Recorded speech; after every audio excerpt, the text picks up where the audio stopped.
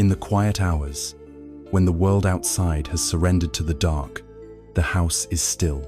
The sounds of the day have long since faded, replaced by a profound silence that seems to magnify the small noises, the creak of a floorboard, the distant hum of the refrigerator. For many, this is a time of rest, but for you, perhaps, it is a time when the mind becomes a vast and open theater. You lie awake, not from pain, not from any pressing worry of tomorrow, but because the guests have arrived. These guests are your memories, and they come unbidden, drifting in on the quiet air.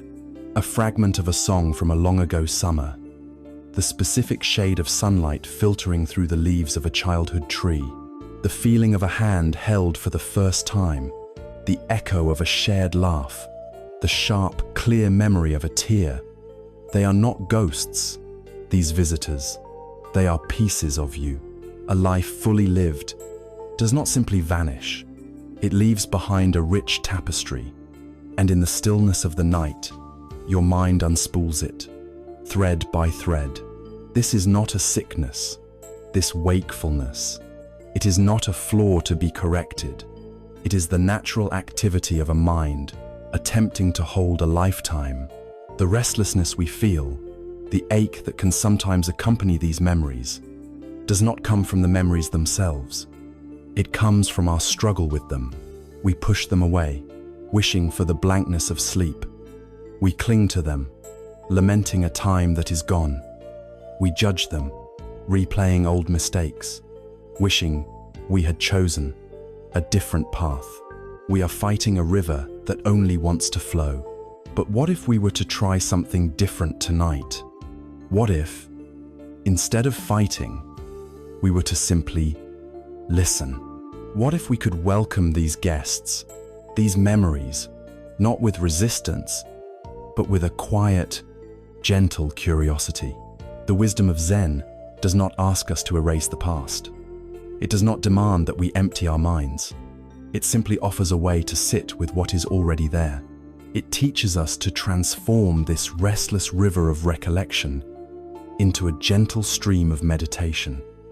It suggests that the path to peaceful sleep is not found by building a dam against our memories, but by learning to float. This is not a battle to be won. It is an invitation to find peace, right here, in the midst of it all. It is a journey of acceptance, and it begins now with a single, simple breath. Let us begin, not with an effort, but with a release. Let go of the need to find sleep. Let go of the stories that your mind is telling. And for a few moments, simply arrive right where you are, lying here, in this bed, in this room. The first step on this journey inward does not require you to go anywhere at all. It asks you only to notice something that has been with you every second of your life. From your very first cry to this present, quiet moment. It is the breath. It is the gentle, unassuming, constant river of air that flows through you. Do not try to change it. Do not try to control it. Simply bring your attention to it. For now, this is your entire world. Feel the air as it enters your nostrils. It may be slightly cooler than the air inside your body. Notice this small temperature difference. It is a subtle, real, and present sensation. Follow that air as it travels down the back of your throat, a gentle current moving through you. Can you feel it as it fills your lungs? Perhaps you notice a sense of expansion in your chest, a gentle lifting and opening. And as you breathe out, feel the release.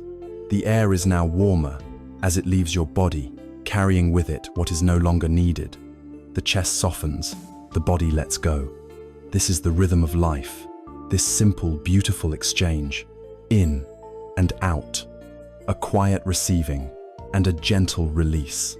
Your only task is to watch this river flow. Your mind, accustomed to being the star of the show, will likely wander. It is what minds do. A thought will arise, a memory will flash, a worry will bubble to the surface. You will suddenly find that you are no longer watching the breath, but are instead back in a time long past, or rehearsing a conversation that will never happen. When you notice this, and you will, there is no need for frustration. There is no failure. This moment of noticing is a moment of pure mindfulness. You have woken up from the dream of thought, and in that moment of waking, you simply, and with great kindness to yourself, guide your attention back to the river, back to the feeling of the air entering your nostrils, filling your lungs, and leaving your body. The breath is your anchor in the present moment. The storms of thought and memory can rage, the winds of emotion can blow, but the anchor holds you fast to the quiet sea floor of the here and now.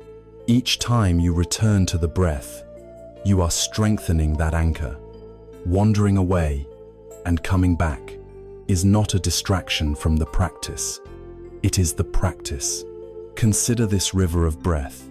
It has no memory. It does not carry with it the breath you took an hour ago, nor does it hold any promise of the breath you will take in the future. Each breath is a complete and total event in itself. It is born, it lives its short life, and it dissolves, making way for the next. It is the very essence of the present moment. Your memories exist in the past. Your anxieties exist in a projected future. But your breath is only and always now. To rest your full attention on the breath is to align yourself with the reality of this moment. It is to take a vacation from the burdens of yesterday and the worries of tomorrow. For just the duration of this single inhale and this single exhale, there is nothing else. There is only this life-giving flow. In this way, the breath is a great teacher of release. It shows us how to take in life and then how to let it go without clinging. There is an old story of a young, eager student who came to a weathered Zen master seeking enlightenment. The student was full of questions about complex philosophies, ancient texts, and the nature of reality. The master listened patiently and then said, "For the next 3 years, I want you to go to a quiet corner of the monastery, and your only task will be to watch your breath. Do not read, do not debate, just watch your breath." The student was disappointed. He had come for profound secrets, not this simple, boring instruction. But out of respect, he obeyed. The first months were agonizing. His mind was a chaotic storm of thoughts. He felt he was wasting his time. He yearned for a deeper teaching, but he persisted. Slowly, imperceptibly at first, something began to shift. He started to notice the subtle changes in his breath, how it was shallow when he was agitated, deep and slow when he was calm. He began to see that the breath was a mirror of his mind. As the months turned into a year, and then 2, he stopped fighting his thoughts. He simply used the breath as his homecoming. When a thought took him away, he would ride it for a while, and then gently return to the sensation of air. He learned that the thoughts were like clouds, and his awareness, anchored by the breath, was the vast, open sky. The clouds could be dark and stormy, or light and wispy, but they never harmed the sky. They simply passed through. By the end of the 3 years, the student was a changed man. He was calm, present, and radiated a quiet wisdom. He returned to the master, who looked at him and smiled. "Now," the master said, "you understand." The student had not learned a single new philosophical concept. He had learned something far more valuable. He had learned to be present for his own life. He had learned that the entire universe of wisdom he was seeking could be found in the simple, profound reality of a single breath. So let this be your only task right now. You are not trying to fall asleep. You are not trying to solve the puzzles of your past. You are simply being the student in the story. You are attending to the most fundamental process of your own existence. Notice the abdomen without forcing it. You might feel a gentle rise with each inhale and a gentle fall with each exhale. You can rest your attention there, as if you are resting a hand on the gentle swell of a peaceful ocean, rising and falling. There is nothing to achieve, nothing to fix. You are simply watching the body breathe itself. Your body has been doing this perfectly your entire life, without any conscious help from you. Now, you are just giving it your quiet, grateful attention. You are witnessing the miracle you have always taken for granted. This constant, faithful companion, this river of life, has been flowing through you all along. It asks for nothing, yet it gives you everything. Let your awareness merge with its simple, honest rhythm, rising and falling, in and out. And as we rest here, anchored in this gentle current, we can now begin to notice the vessel that this river flows through, the faithful home that has carried you through your entire journey.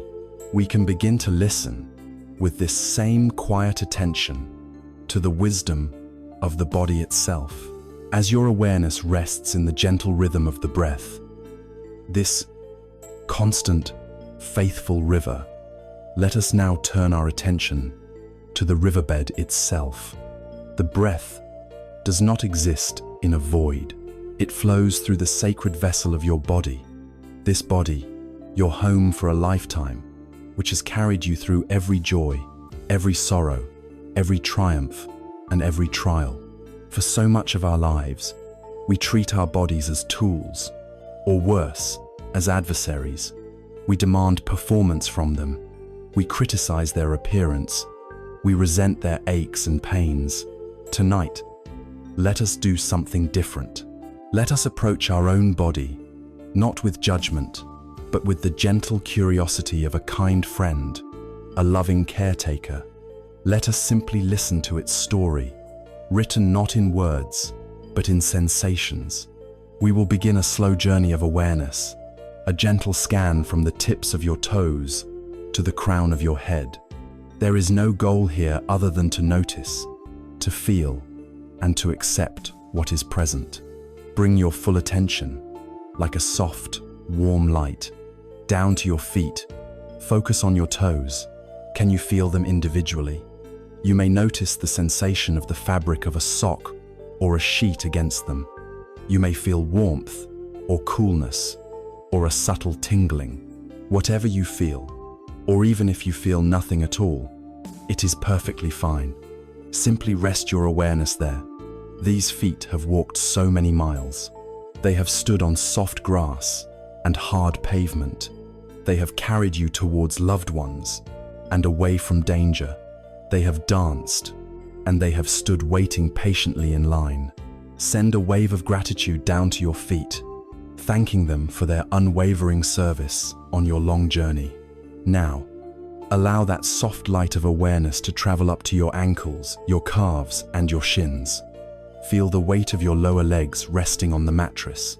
Notice any sensations that are present here. Perhaps there is a subtle ache from the day's activity, a feeling of tiredness deep within the muscle. Do not label it as good or bad. Do not wish for it to be different. Simply acknowledge it. Ah, there is an ache. There is a feeling of warmth. Treat the sensation as you would a neutral object, an interesting stone you have found on a path. Breathe into this area, and as you breathe out, imagine a gentle softening, a release of any holding or tension. Now, bring your awareness to your knees.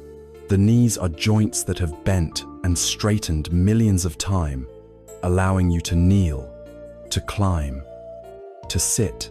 They often hold the memory of past injuries or the wear of time. If there is discomfort here, do not recoil from it. See if you can meet it with a gentle, compassionate attention. Breathe a soft, healing light into the joint, not to force a change, but simply to offer kindness and acknowledgement. Then, move your awareness up to your thighs, the great, strong muscles that have provided so much power and stability throughout your life. Feel their weight, their volume, their connection to the bed beneath you. Let them be heavy. Let them be soft. Let them release fully. Let your attention now drift upward into the center of your being, your hips, your pelvis, and your lower back. Feel the solid, reassuring weight of your body here. This is your center of gravity. Feel how the bed is supporting you completely. You do not need to hold yourself up. You can surrender your full weight to this support. The lower back is another place that often speaks to us, telling stories of hard work and long hours of sitting or standing. Listen to it. If there is tightness or aching, simply notice it. Breathe into it. With each exhalation, imagine those tight muscles loosening their grip, just a little bit. Allow your awareness to fill your abdomen, that soft, vulnerable center. Connect again with the breath here, feeling the gentle rise and fall, like the quiet tide. This is the area of digestion, of deep gut feelings. Let it be soft. Let go of any tension you might be holding here. Let it be at peace. From the abdomen, let your awareness rise into your chest, the home of your heart and lungs. Feel the gentle, rhythmic expansion and contraction as the river of breath continues its flow.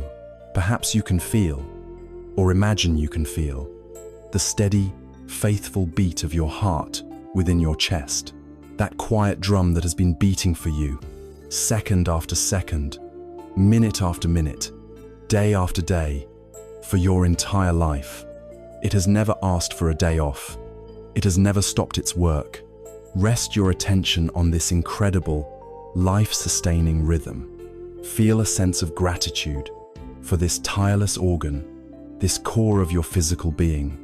Allow your chest to be open and soft. Now, bring your awareness down your arms to your hands. Your hands have been your primary way of interacting with the world. Think for a moment of all they have done. They have built, created, and repaired. They have held tools and written letters. They have wiped away your own tears and the tears of others. They have cooked meals. They have planted gardens. They have applauded with joy. They have held the hands of children and comforted the sick. Feel the sensations in your hands now. The palms may be warm. The fingertips might tingle.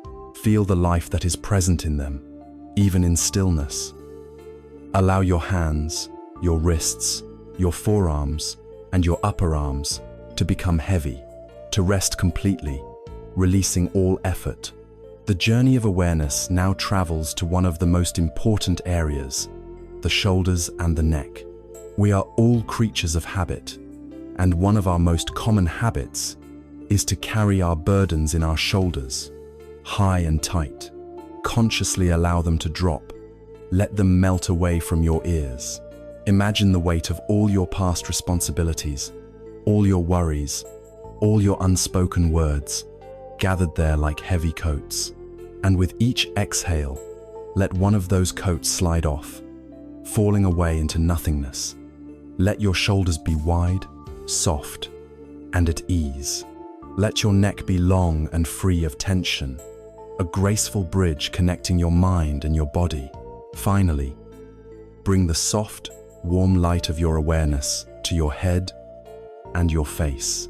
We hold so much tension in the small muscles of our face. Let your jaw be slack, allowing a small space to open between your upper and lower teeth. Soften the muscles around your mouth. Let your cheeks be soft. Allow the tiny, intricate muscles around your eyes to relax completely. Let your eyes rest gently in their sockets. And then, bring your attention to your forehead. Imagine it becoming smooth, wide, and open, like a calm, clear lake at dawn. Release the furrow of concentration, the lines of worry. Let your entire face be a mask of serene repose. Think of this body as an old, beloved house. It is not a sterile, new building. It is a house that has been lived in. It has weathered storms. The foundation is solid, but perhaps some of the floorboards creak. They creak with a familiar sound, the sound of home. The windows may not be perfectly clear anymore, but they have provided a view on a lifetime of sunrises and sunsets. There are cracks in the plaster, yes, but each crack tells a story of laughter that shook the walls, or a time the house settled after a long winter. You would not demolish this house because of its imperfections. You would care for it. You would patch the roof, warm it by the fire, and cherish the way the evening light falls through its familiar windows. Treat your body with this same reverence and care. It is not an enemy for showing its age. It is a faithful home that deserves your love and gratitude for the shelter it has provided for so long. Now, you have listened. You have traveled through your own physical being with kindness. The body is more relaxed, more at peace. The mind, having been given the steady and tangible task of listening to the body, is also quieter. It is more settled. We have created a safe and stable harbor. We have anchored ourselves in the physical reality of this moment. From this place of grounded calm, we are now ready. We are now strong enough and safe enough to open the door and to see which guests from the past might be waiting to visit us tonight. Not with fear, but with the open heart of a gracious host. Your body is now a landscape of quiet acceptance. Your breath is the gentle tide, rising and falling, creating a rhythm of peace. You are resting in a safe harbor, anchored in the physical reality of this present moment. The waters are calm. From this place of profound stillness and security, we are going to do something very simple and very brave. We are going to gently, quietly, open a door. It is the door to the past, the door to the great hall of memory, where a lifetime of experiences are stored. We are not going to force it open. We are not going to stride in and demand to see the archives. We will simply approach this door, turn the knob with a gentle hand, and allow it to swing open on its own. Just a crack at first. We are creating an invitation, a possibility. We are making a space for a visitor to arrive, if one chooses to. This is a crucial distinction in our practice tonight. We are not hunting for memories. The mind, in its usual state, is a hunter. It is active, seeking, striving. It says, I want to remember what made me happy, or I must figure out why that happened. This striving creates tension. It is like trying to see your reflection in a lake by stirring the water with a stick. The more you strive, the more agitated the surface becomes, and the more distorted the image. Tonight, we let go of the stick. We put the hunter to rest. Instead, we become the patient watcher. We sit by the side of the lake, and we wait for the water to become still. We trust that when the conditions are right, the reflection will appear on its own, clear and true. So, how do we do this?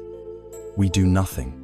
We simply continue to rest our awareness in the feeling of the body, in the rhythm of the breath, but with a new quality of open expectation. It is like sitting in a quiet room, waiting for a bell to ring. You are not trying to make the bell ring. You are simply listening for it. In this same way, you are now listening for a memory. You are holding a space in your awareness, a quiet, empty stage, and you are waiting to see what character walks onto it. Do not be impatient. There may be a period of simple silence, a feeling of blankness. This is not a failure. This is the water settling. This is the audience quieting down before the play begins. Simply rest in this quiet, open, receptive state. Sooner or later, a visitor will arrive. A memory will surface. It may be large or small, significant, or seemingly random.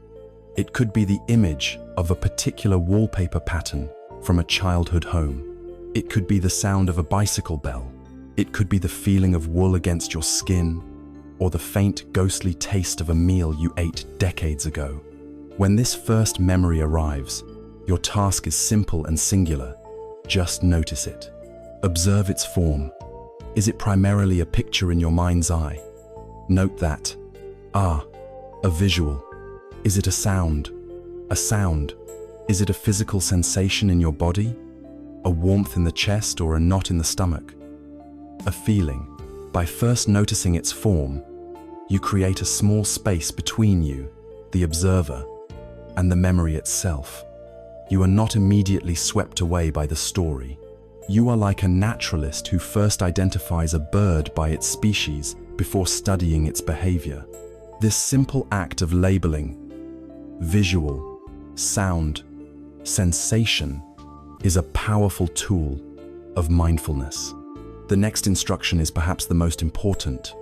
Resist, with a gentle firmness, the powerful urge to ask, why? Why this memory? Why now? What does it mean? These questions are the hook that the thinking mind uses to pull you back into its world of analysis, judgment, and storytelling. For now, we are not interested in the why. We are only interested in the what. What is the raw experience of this memory right now? The moment you ask why, you are no longer the patient watcher by the lake. You are back to stirring the water with the stick. So let the why go. Let it float away like a bubble. You can always pick it up later if you wish. But for this sacred time of quiet observation, it has no place. Imagine you are the gatekeeper of a vast, peaceful Zen garden. Your job is not to interrogate everyone who comes to the gate. Your job is simply to be present, to acknowledge their arrival, and to let them pass. When a memory comes to the gate of your awareness, you do not need to demand its papers or ask its business. You simply give a gentle, internal nod. The memory of the first day of school. A nod.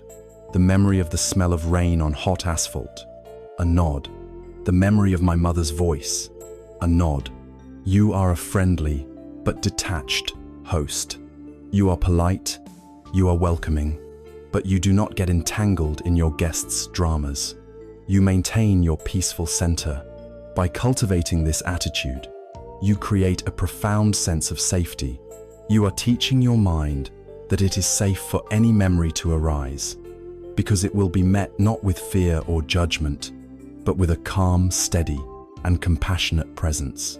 There is a beautiful metaphor for this practice. Your true nature, your deepest awareness, is like the sky. It is vast, boundless, open, and clear. It is inherently peaceful. Memories, thoughts, and emotions are like the clouds. The clouds are constantly changing, constantly moving. Some days, the sky is filled with beautiful, white, puffy clouds of happiness. On other days, it is covered by dark, heavy, stormy clouds of sorrow or anger. Sometimes, a single, wispy cloud of a forgotten memory floats by. The clouds come, and the clouds go, but the sky remains. The sky is never harmed by the clouds. A dark cloud does not stain the sky. A beautiful cloud is not clung to by the sky, because the sky knows that its nature is to let things pass. The sky does not identify itself with any particular cloud. It does not say, I am a dark cloud. It says, a dark cloud is passing through me. This is your practice now.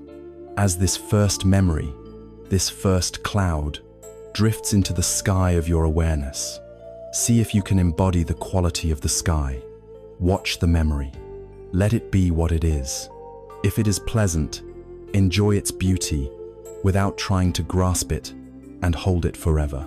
If it is difficult, allow it to be there without trying to push it away or fight with it.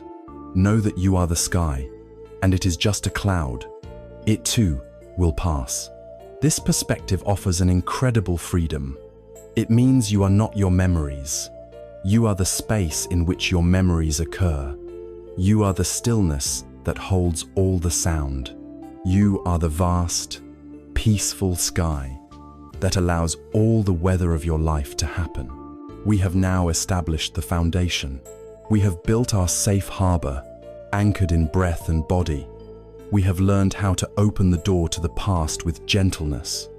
We have practiced being the friendly gatekeeper, the dispassionate host. We have learned to see our memories as clouds passing through the vast, unchanging sky of our awareness. Now that we know how to welcome any guest that arrives at our door, let us do something new. Let us gently place an invitation on the wind. Let us see if we can invite a particular kind of visitor, those who bring with them the uncomplicated light of pure and simple joy. Let us turn our gentle attention towards the warmth and see what memories of our youth are waiting to answer. The sky of your awareness is open. The house of your body is quiet and at peace. You have learned to sit with stillness, to allow the door to your past to stand open, and to greet whatever arrives with a calm and gentle heart. We have practiced being the gracious host, welcoming any and all visitors. Now, let us send out a specific invitation, not with a loud shout that might startle the quiet, but as a soft whisper on the wind. Let the intention be gentle, an invitation for the memories of simple, uncomplicated childhood joy. We are not looking for the grand fireworks of major life achievements. We are searching for the quiet, flickering fireflies of small, perfect moments. Do not strain, do not hunt. Simply hold the intention, the gentle wish to remember, and see what comes to you from the warm, sunlit gardens of your youth. Perhaps a memory will arise through the gateway of taste. Let your mind drift back. Can you recall the sharp, surprising sweetness of a wild strawberry, picked straight from the vine and still warm from the sun? Or the intense, cold shock of the first bite of a popsicle on a sweltering summer day, the sticky juice running down your chin? Maybe it's the memory of a flavor that means home, a specific soup or a freshly baked piece of bread, something that tasted of safety and love. Don't force a memory. Just hold the question lightly, like a cupped hand, and see if a memory of a pure, simple taste lands there. If one does, stay with it for a moment. Don't analyze it. Just savor the ghost of that flavor, the echo of that simple, satisfying pleasure.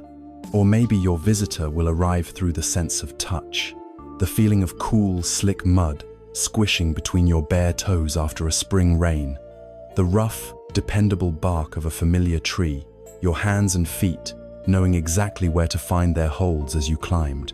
Remember the feeling of running so fast and with such abandon that it felt like flying, the wind a solid thing against your face and chest, your legs powered by a limitless energy. Or maybe it's a memory of softness, the unparalleled softness of a kitten's fur under your exploring fingers, or the heavy, comforting weight of a thick blanket as you drifted off to sleep.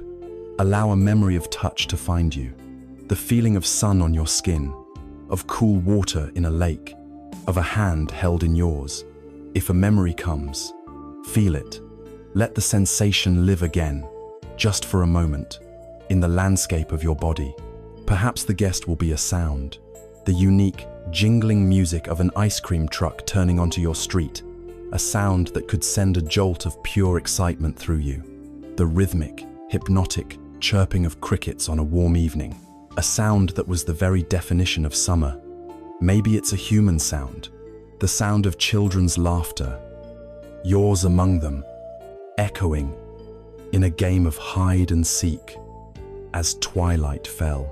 Or the comforting, steady murmur of your parents' voices in another room after you had been put to bed, a sound that meant all was right with the world. let your ears listen to the past. What sounds defined your childhood joy?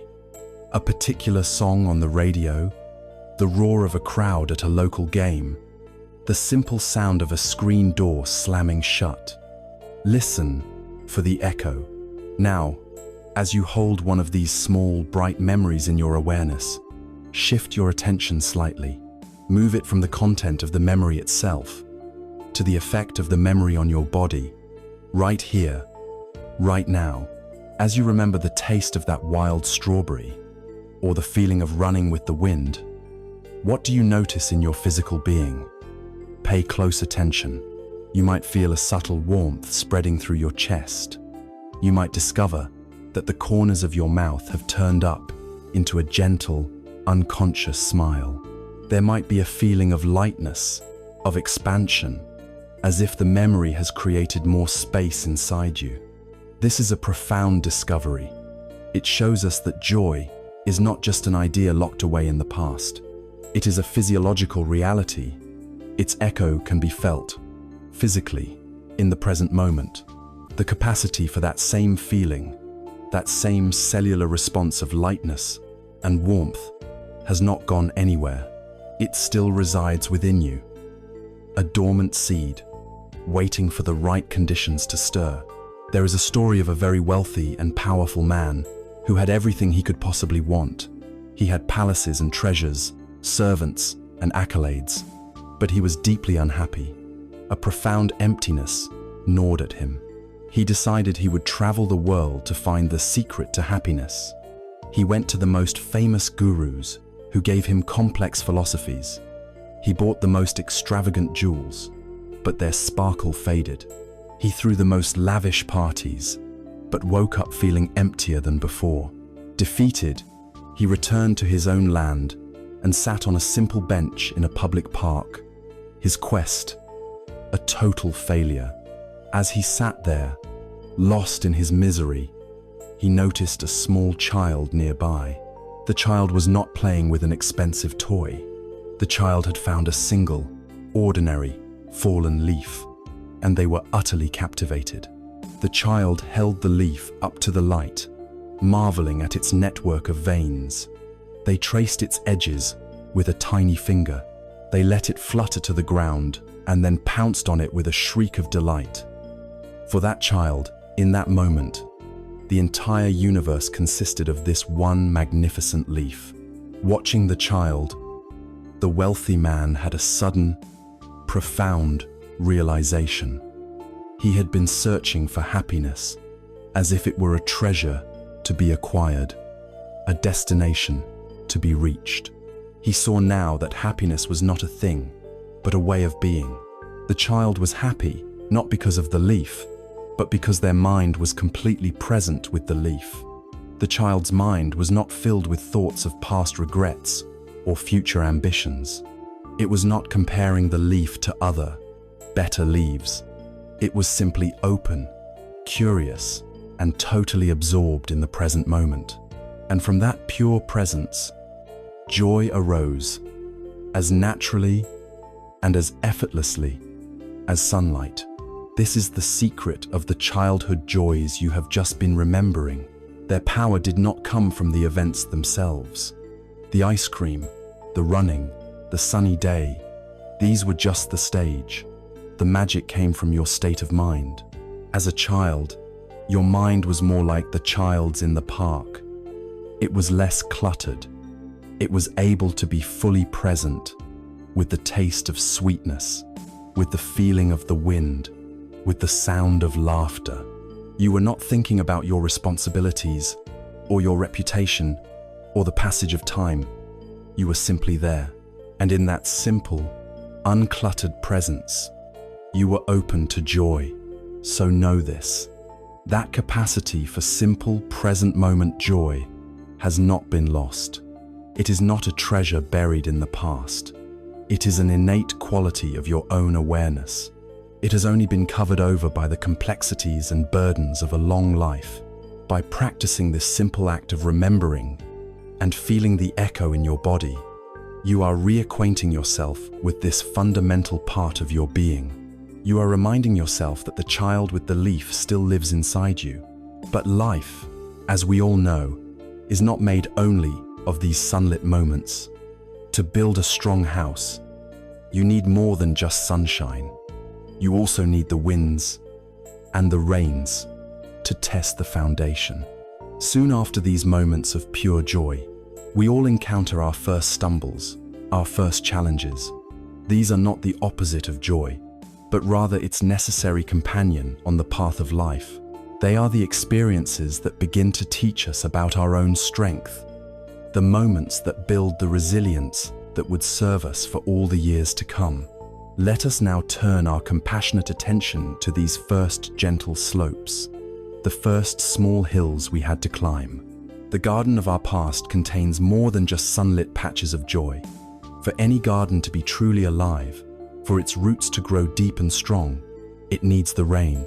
It needs the challenge of a cold night, the push of the wind. These are not punishments. They are invitations to grow stronger. And so now, with the same gentle and accepting spirit, we will turn our attention to the memories of those first rains, the first gentle slopes of life that we had to climb. We are not here to relive any pain, but to look back from the wise vantage point of today and to honor the strength that was born in those moments. Let your intention be a kind one. Ask your mind to allow a memory of a small, early challenge to surface. We are not looking for a great trauma, not a towering, treacherous mountain. We are looking for a first hill. Perhaps it was the memory of a spelling test at school that you failed, the feeling of seeing the red marks on the paper. Maybe it was the time you fell from your bicycle, the sharp sting of a scraped knee, and the hot sting of embarrassment. It could be a memory of feeling shy and left out of a game, or a time you said the wrong thing and felt a blush creep up your neck.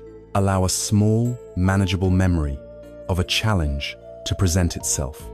And know this, with absolute certainty, if any memory arises that feels too large, too overwhelming, you always have a safe harbor. Your anchor is the breath. You can, at any time, release the memory and return your full attention to the simple, physical sensation of the air entering and leaving your body. You are in complete control. You are safe. When a memory has gently surfaced, let us practice observing it in a new way. Instead of being swept up in the old feelings, imagine you are watching a scene from a movie, and in that movie is a child. That child is you, many years ago. See this child clearly, in your mind's eye. See them in their moment of difficulty. See the look on their face as they struggle with the math problem. See the way their shoulders slump as they realize they have failed. See the trembling of their lower lip as they try not to cry in front of others. Look at this child, not with your own old shame or fear, but with the boundless compassion you would feel for any child in distress. Notice how small they were. Notice the world from their perspective, how large the adults seemed, how important the rules of the schoolyard were. Remember how little experience they had to draw upon.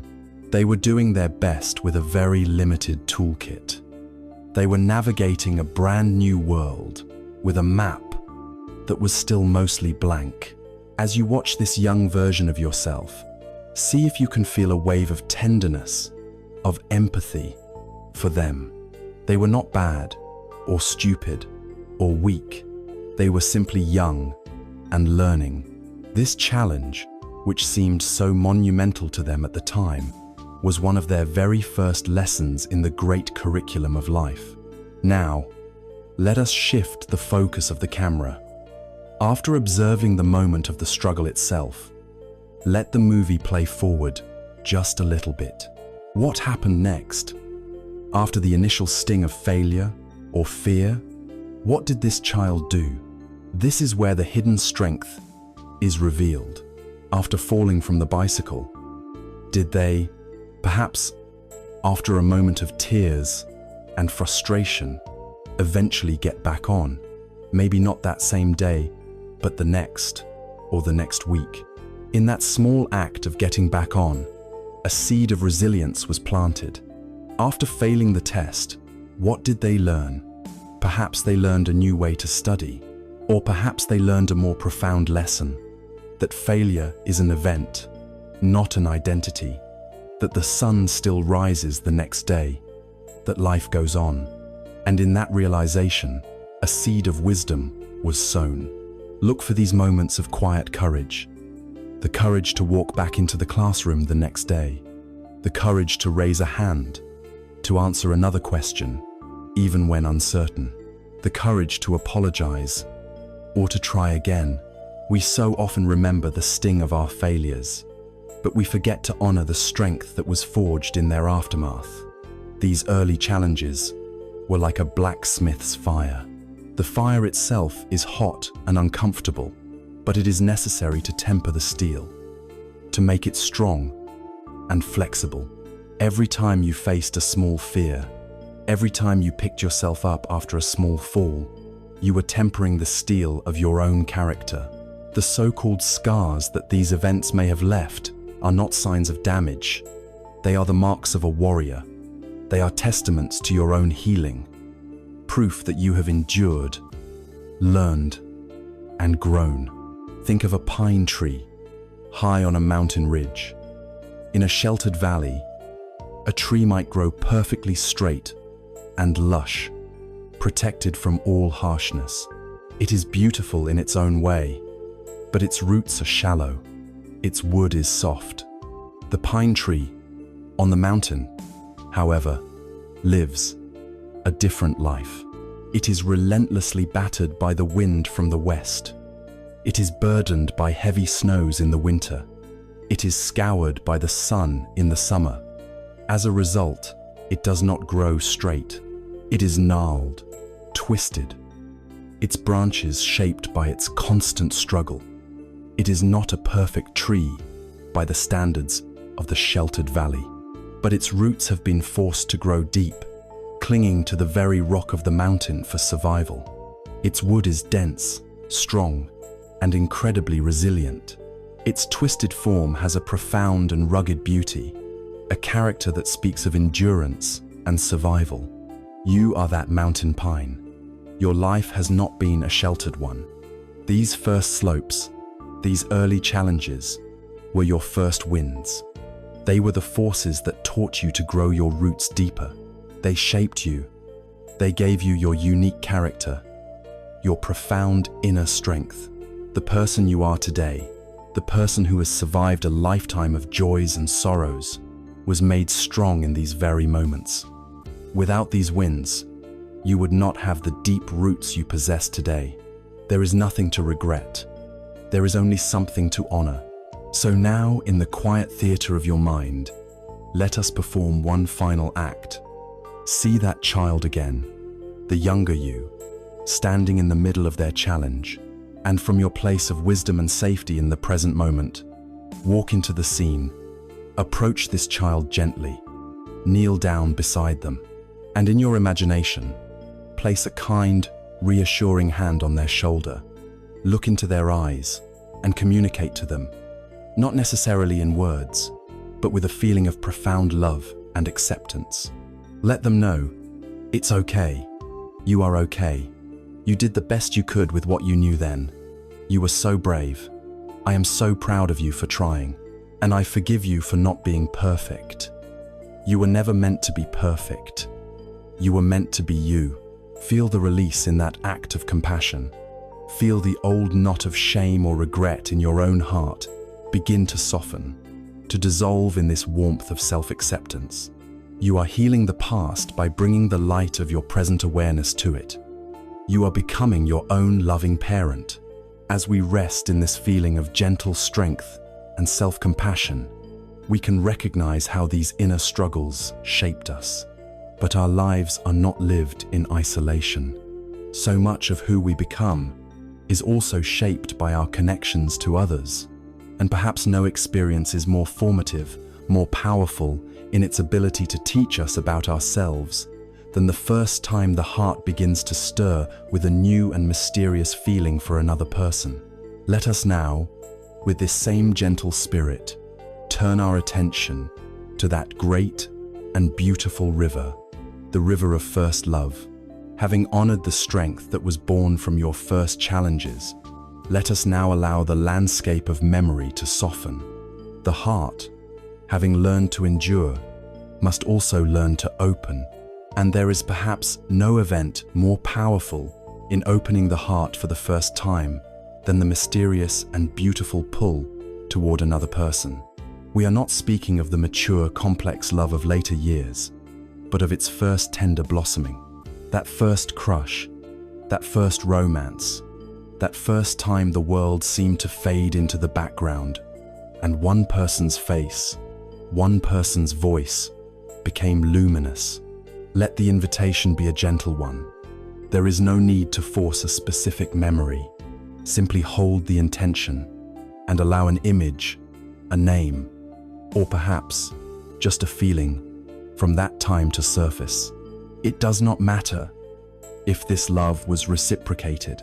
It does not matter if it lasted for years or was merely a silent, secret admiration that lasted for a season. What matters is the awakening it sparked within you. This was the moment your heart discovered a new dimension of itself, a capacity for feeling that you may not have known you possessed. Whoever this person was, for this brief time, they were your teacher. They were the catalyst for a profound inner experience. Allow yourself to remember the feeling of that awakening. There was a before, a world that was ordinary, and then there was an after, a world that was suddenly charged with a new and thrilling energy. Do you remember the moment of that shift? The first time you saw them in a new light? Recall the simple, physical sensations of it, the sudden, skipping beat of your heart, a warmth that might have spread through your chest, or a nervous, fluttering energy in your stomach. The world seemed sharper, more vibrant. Colors were brighter. Music was more poignant. This was the feeling of being intensely, electrifyingly alive. Let your mind drift over the sensory details associated with this time. What did their laugh sound like? Was it loud and boisterous, or soft and shy? Can you recall the specific color of their eyes, or the way their hair caught the light? These small, seemingly insignificant details are the threads that hold the tapestry of memory together. Was there a particular song that was popular then? A song that, even today, can instantly transport you back to that time and place? Was there a certain smell, like a type of perfume, or the chlorine from a swimming pool, or the scent of autumn leaves, that will forever be linked in your mind with them? Do not rush.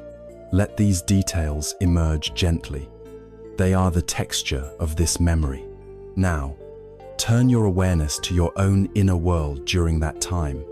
Remember the sweet foolishness of it all, the hours spent daydreaming, the mental rehearsals of what you might say if you had the chance, the careful secret analysis of every small interaction, every shared glance, every casual word.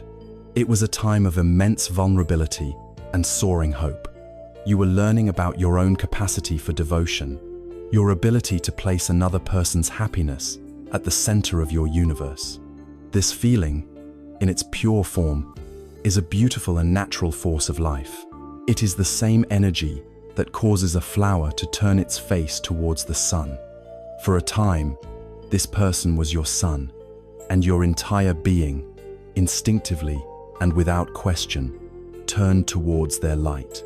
Honor the innocence and purity of that feeling. It was a heart, unburdened by cynicism or past hurts, learning to love for the very first time. Now, with this tender memory held gently in your awareness, let us try a new perspective. Imagine this entire experience, from the first spark to its eventual end, as a single beautiful chapter in the long book of your life. This chapter has a title. It has a beginning, a middle, and an end.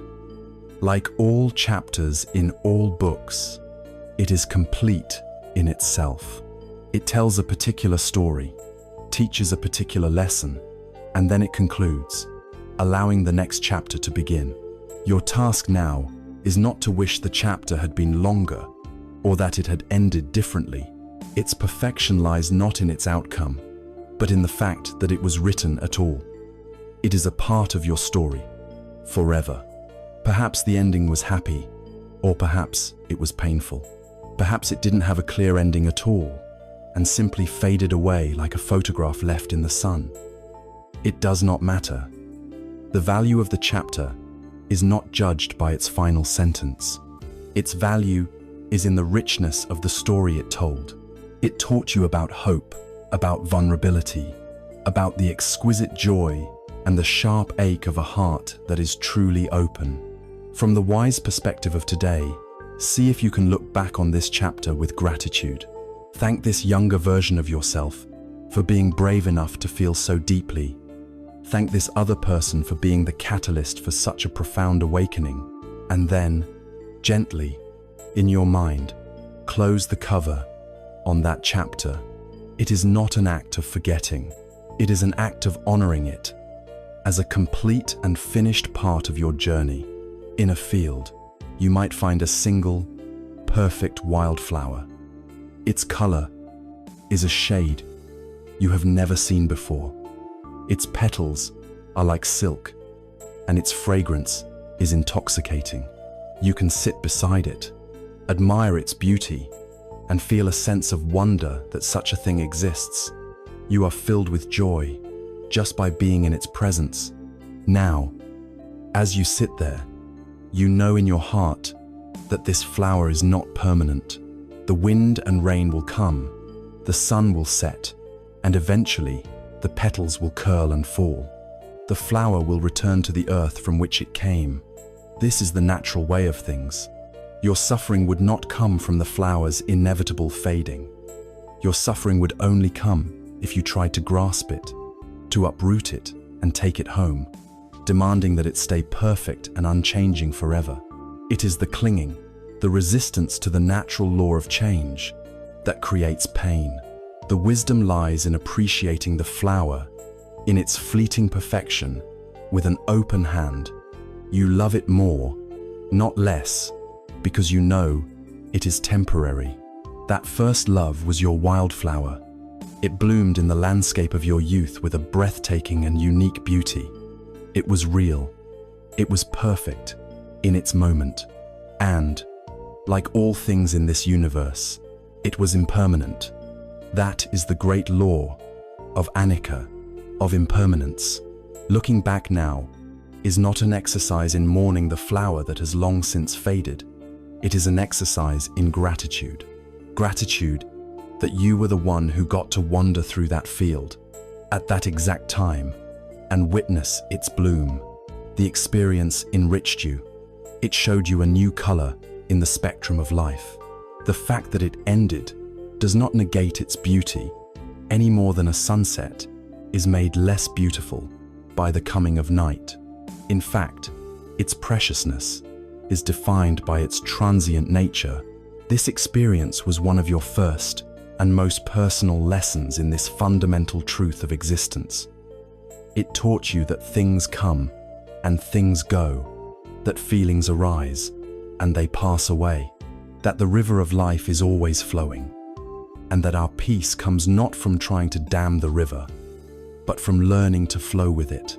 The beauty of this connection, this opening of the heart, also reveals its other side, the other side of the precious, impermanent coin. To love something so purely is to also, for the first time, understand what it means to lose something. The fading of this first love, or other, more profound partings that happen in a lifetime, introduces us to one of the most essential and difficult human experiences, the reality of the goodbye and the deep, transformative journey of grief. The river of life flows through seasons of bright sunshine and seasons of gentle rain. We have felt the warmth of simple joy and the invigorating chill of our first challenges. We have witnessed the beautiful, fleeting bloom of first love, a profound lesson in the preciousness of the present moment. That lesson in impermanence, taught so sweetly by the heart's first opening, has a deeper, more solemn echo. To love something, to connect with another being, is to open ourselves to the other side of that coin, the reality of separation, the experience of loss. This is one of the deepest teachings life has to offer, and it asks for our utmost courage and our most compassionate heart. We will approach this territory with extreme gentleness. Let the invitation be a quiet one, for a memory of a first significant goodbye. Perhaps it was the loss of a grandparent, whose house smelled of old books and peppermints. Maybe it was a beloved family pet, whose silent companionship was a constant source of comfort. It could have been a friend who moved away, leaving an empty space in your daily life. Allow a memory of a first, manageable experience with loss to surface. And please, hear this with clarity. You are the master of this journey. Your breath is your ever-present anchor and your safe harbor. If at any point the memory feels too large, the water's too deep, you have the power to simply release the memory and return your full attention to the physical sensation of your breath. There is no expectation here, only the offering of a safe space to explore, if you feel ready. When a memory of a loss has gently come to mind, the first instinct is often to push it away, to recoil from the familiar ache of sadness. For now, let us try something different. Let us allow the feeling of sadness to be present, but let us hold it with a new kind of awareness. Notice where this grief lives in your body. Does it feel like a heavy weight on your chest? A tightness in your throat that makes it hard to swallow? An ache or a hollowness in the pit of your stomach? Do not judge these sensations. Do not try to analyze them. Simply acknowledge their physical reality. There is a heaviness here. By grounding the emotion in the body, we can observe it without being completely swept away by the story it tells. Now, let us bring a powerful truth to this experience, a truth that can transform our relationship with grief. This sadness you feel is not a poison. It is not a sign of weakness or a problem to be solved. This grief is the other side of love. It is love's echo in the space of absence. The pain you feel is a direct testament to the depth of the love you had. If there had been no love, there would be no grief. So, as you feel this ache, see if you can reframe it. This is not just pain. This is the sound that love makes when it is reverberating through a heart that misses someone. It is a sacred feeling, a testament to a connection that was real and meaningful. Breathe gently into the place in your body where you feel this grief. You are not trying to push it out. You are simply breathing with it, giving it space, surrounding it with a warm, compassionate light. You are honoring the love that it represents. There is a timeless story from the teachings of the Buddha that speaks directly to this. A young woman named Kisa Gotami had a beautiful baby boy who was the center of her universe. One day, the child fell ill and died. Kisa Gotami was consumed by a grief so powerful it bordered on madness. She refused to accept that her son was gone. Clasping his small, lifeless body to her chest, she went from house to house, from person to person, begging for a medicine that could bring him back to life. Some people turned away from her, thinking she was crazy. Others pitied her, but could offer no help. Finally, a wise man saw her desperation and suggested she go see the Buddha. She ran to the Buddha, laid her son at his feet, and pleaded, "Can you make him live again? Is there any medicine you can give me?" The Buddha looked at her with eyes of immense compassion. He did not dismiss her pain.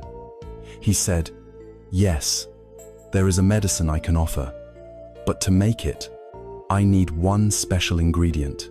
I need you to bring me a single mustard seed from a house, in the village where no one, not a child, a parent, a spouse, or a Savanthus ever died. Kisa Gotami's heart soared with hope. A mustard seed, that was so easy. She immediately set off on her task. At the first house, a kind woman answered the door. "Yes, of course, I can give you a mustard seed," she said. "But in this house, my beloved husband died just last year." Kisa Gotami, her hope dimming slightly, went to the next house. "Please," she begged, "I need a mustard seed from a house untouched by death." The family looked at her sadly. "You are welcome to all the mustard seeds we have," they said, "but our eldest son was taken from us." She went to a third house and a fourth, and on through the entire village. The story was always the same. We have plenty of mustard seeds, but here we have lost a mother. Here we have lost a grandfather. Here we have lost a baby. Every single door she knocked on opened to a story of loss. As the sun began to set, Kisa Gotami sat down by the side of the road, the truth of her journey washing over her. She had not found the magical mustard seed, but she had found something far more profound. She realized her sorrow was not hers alone. The pain she felt, which had seemed so personal, so isolating, was in fact the shared, universal experience of all humanity. Death was not a unique tragedy that had befallen only her. It was a part of the great, interwoven fabric of life itself. With this realization, her frantic, desperate grief began to soften, transforming into a deep, quiet acceptance. The fire of her personal anguish was cooled by the waters of a universal truth. She had found the medicine, and it was not the mustard seed. It was wisdom. Your loss, the one you are holding so gently in your awareness now, is your own story, but it is also a part of this great human story. The pain is yours, but the experience connects you to everyone who has ever lived and loved. Seeing this does not erase the pain, but it can remove the feeling of isolation that so often accompanies it. With this understanding, let us look at the nature of this goodbye in one more way. When a leaf falls from a tree in autumn, we do not say the leaf has been annihilated. Its form has changed. It falls to the ground, where it decomposes, becoming rich soil, providing the nourishment for the tree to grow new leaves in the spring. Its essence is transformed. In the same way, the people we love are never truly gone. Their physical form may have departed, but their essence, their legacy, continues. Think for a moment about the person you have lost. What part of them lives on in you? Did they teach you how to be kind? Do you carry their sense of humor, telling a joke they would have loved? Did they instill in you a love for music, or gardening, or a well-told story? In these ways, they are not gone. Their energy has been transformed, and it now flows through you.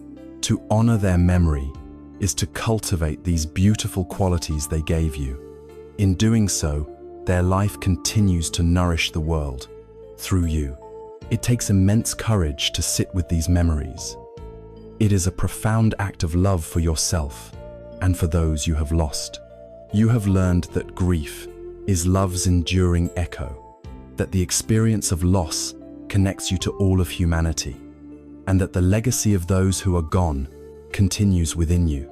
These great events of love and loss are the towering mountains and deep valleys of our life's journey. But the specific path we walk, the unique shape of our journey, is carved by the thousands of choices we make at the many crossroads we encounter along the way. Let us now turn our attention to these rare, these moments of decision that have guided our steps and made our life story uniquely our own. The great landmarks of our lives, those moments of profound love and deep loss, are like the towering mountains and wide rivers on a map. They define the landscape. But the actual journey, the texture of our life story, is determined by the roads we choose to travel between them. Our life is a tapestry woven from thousands of decisions, from the smallest turn to the most significant fork in the road. These are the crossroads of destiny, the moments where we stood before two or more paths, and the choice we made set the course for years or even decades to come. Let us now, with a spirit of gentle inquiry, return to one of an important crossroads. Allow your mind to drift back to a time when you faced a significant choice. Perhaps it was a decision about your career, to take one job over another, to pursue a certain field of study, or perhaps to abandon a safe path for a riskier passion. Maybe it was a choice about where to live, to move to a new city, far from all that was familiar, or to stay rooted in the place you knew. It could have been a pivotal decision in your relationships, the choice to commit to a marriage, or the choice to end one, the choice to have children, or to follow a different path. Do not search for the right memory. Just allow one to surface, a memory of a time you stood at a true fork in the road. As the memory takes shape, see if you can picture yourself as you were then. See that younger person standing at the point of decision. Look at them with the compassionate eyes of your present self. Who was this person? What were their hopes? What secret dreams did they carry in their heart? And what were their fears? What anxieties kept them awake at night? Consider the world they lived in, the pressures they were under, the expectations of family, of friends, of society, the things they believed about themselves, some true, some not. And most importantly, consider what they did not know. They could not see the future. They could not know with certainty how any choice would unfold. They were standing in the fog of the present moment, trying to navigate by the dim light of the information they had. Now, as you look at this younger version of yourself, extend a feeling of profound compassion towards them. Release them from the impossible standard of needing to have the wisdom that you, today, possess. The wisdom you have now was forged by the very consequences of the choice they were about to make. They couldn't possibly have had it then. Acknowledge this simple, powerful truth. At that moment, with the heart that you had, with the knowledge that you possessed, and with the pressures that you felt, you made the best decision you could. Read that again in your mind. You did the best you could. Whether the outcome was what you hoped for or not, the choice itself was not wrong. It was simply the choice that was made. Let go of any judgment you might hold against this younger self. They were doing their best to find their way in the dark, just as we all are. The human mind, however, has a favorite pastime. It loves to wander down the path not taken. It constructs a beautiful, sunlit fantasy of the what if. What if I had taken the other job? What if I had married the other person? What if I had moved to that other city? In our imagination, this other life is always perfect. The other career is filled with nothing but success and fulfillment. The other relationship is free of conflict and disappointment. The other city is a paradise. We torture ourselves by comparing our real, complicated, messy life with a flawless dream that never existed. This imagined life, this ghost life, is a heavy burden to carry. It is the source of so much regret and quiet sorrow. Let us see this fantasy for what it is. It is a story, a fiction. The truth is, you have no idea what that other path would have held. It, too, would have had its own unique and unforeseen challenges, its own heartbreaks, its own moments of boredom, frustration, and failure. Every path in life is paved with a mixture of smooth stones and sharp rocks. Every road has stretches of beautiful scenery and patches of desolate wasteland. To believe that there was a perfect, painless path available to you is an illusion. And tonight, we can gently Lovingly, let that illusion go. There is a story of a traveler journeying through a forest. He comes to a fork in the road, two paths diverging in front of him. He stands there for a long time, looking down one path as far as he can see, until it bends away in the undergrowth. He feels a sense of sorrow that he cannot travel both roads and be one traveler. But a choice must be made.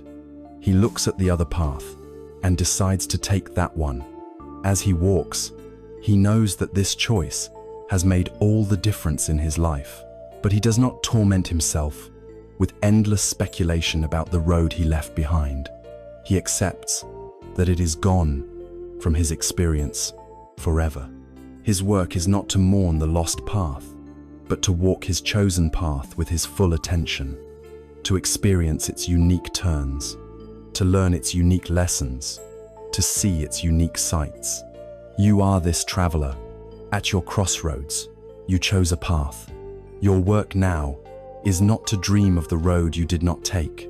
Your work is to honor the road you did take, because every single thing in your life today, good and bad, easy and difficult, is a direct result of that choice.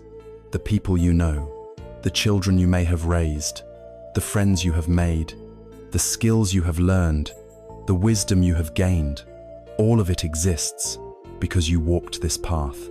The very person you are, lying here, listening to these words, is a creation of that path. To wish you had taken the other road is to subtly wish that this version of you, with all your unique knowledge and experience, did not exist.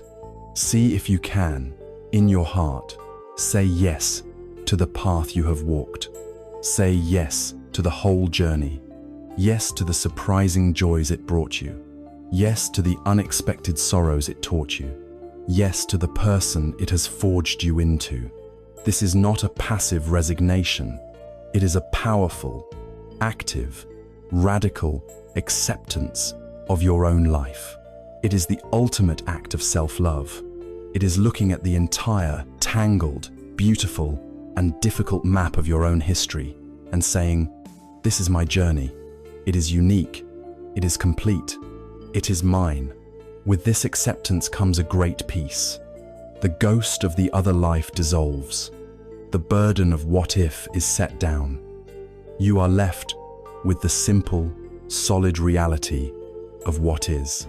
The choices you made, particularly those concerning your work and your family, were not the end of the story.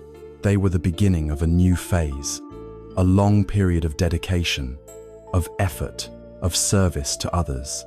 These choices placed a real and significant weight on your shoulders, the weight of responsibility. Let us now turn our compassionate attention to those long years of striving and to the faithful shoulders that carried those burdens for so long. Having accepted the path you have walked, let us now look with compassion upon the journey itself. The choices made at life's crossroads did not lead to an easy, downhill stroll. For most of us, they led to the long central plateau of adult life, a period defined by work, duty, and the immense, often unspoken, weight of responsibility. For decades, you placed the needs of others, your children, your spouse, your employer at the forefront.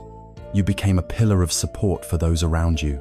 Tonight, let us acknowledge the sheer strength it took to be that pillar and the immense weight that rested for so long on your shoulders. Bring your awareness to your physical shoulders now, and in your mind's eye, begin to feel the metaphorical weight of those years. Feel the weight of the mortgage or the rent, a constant, low-level pressure. Feel the weight of deadlines at work, of performance reviews, of the need to provide. Feel the weight of a sick child's fever in the middle of the night, the worry that twists in your gut. Feel the weight of expectations, both from the world outside and, perhaps most heavily, from yourself. The expectation to be a good provider, a patient parent, a loving partner, a successful professional, a dutiful child, to your own aging parents. For years, you woke up with this weight, carried it through the day, and took it to bed with you at night. It was a constant companion. Acknowledge its presence, honor its reality. For so long, you may have just gritted your teeth and carried on, telling yourself it was just life. Tonight, we pause to recognize just how heavy it truly was. Now, let us shift our perspective. Instead of focusing on the burden, let us turn our attention to the incredible strength of the person who carried it. That person was you. Let us honor the relentless, unglamorous, daily effort that this required. Remember the countless mornings you rose from bed when your body cried out for more rest. The alarm clock was not just a sound, it was a call to duty you answered. Day after day, year after year. Think of the long commutes, the hours spent in traffic or on public transport. Think of the work itself, the mental or physical energy you expended, often on tasks that were not inspiring, but were necessary.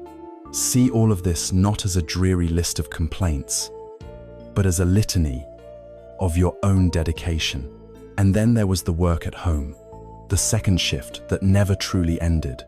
The meals cooked, the dishes washed, the floors swept, the scraped knees bandaged, the homework checked, the bedtime stories read with a voice thick with fatigue.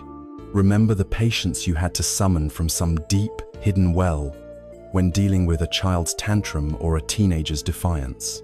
Remember the effort of holding a family together, of navigating disagreements, of celebrating birthdays and holidays when you felt you had nothing left to give.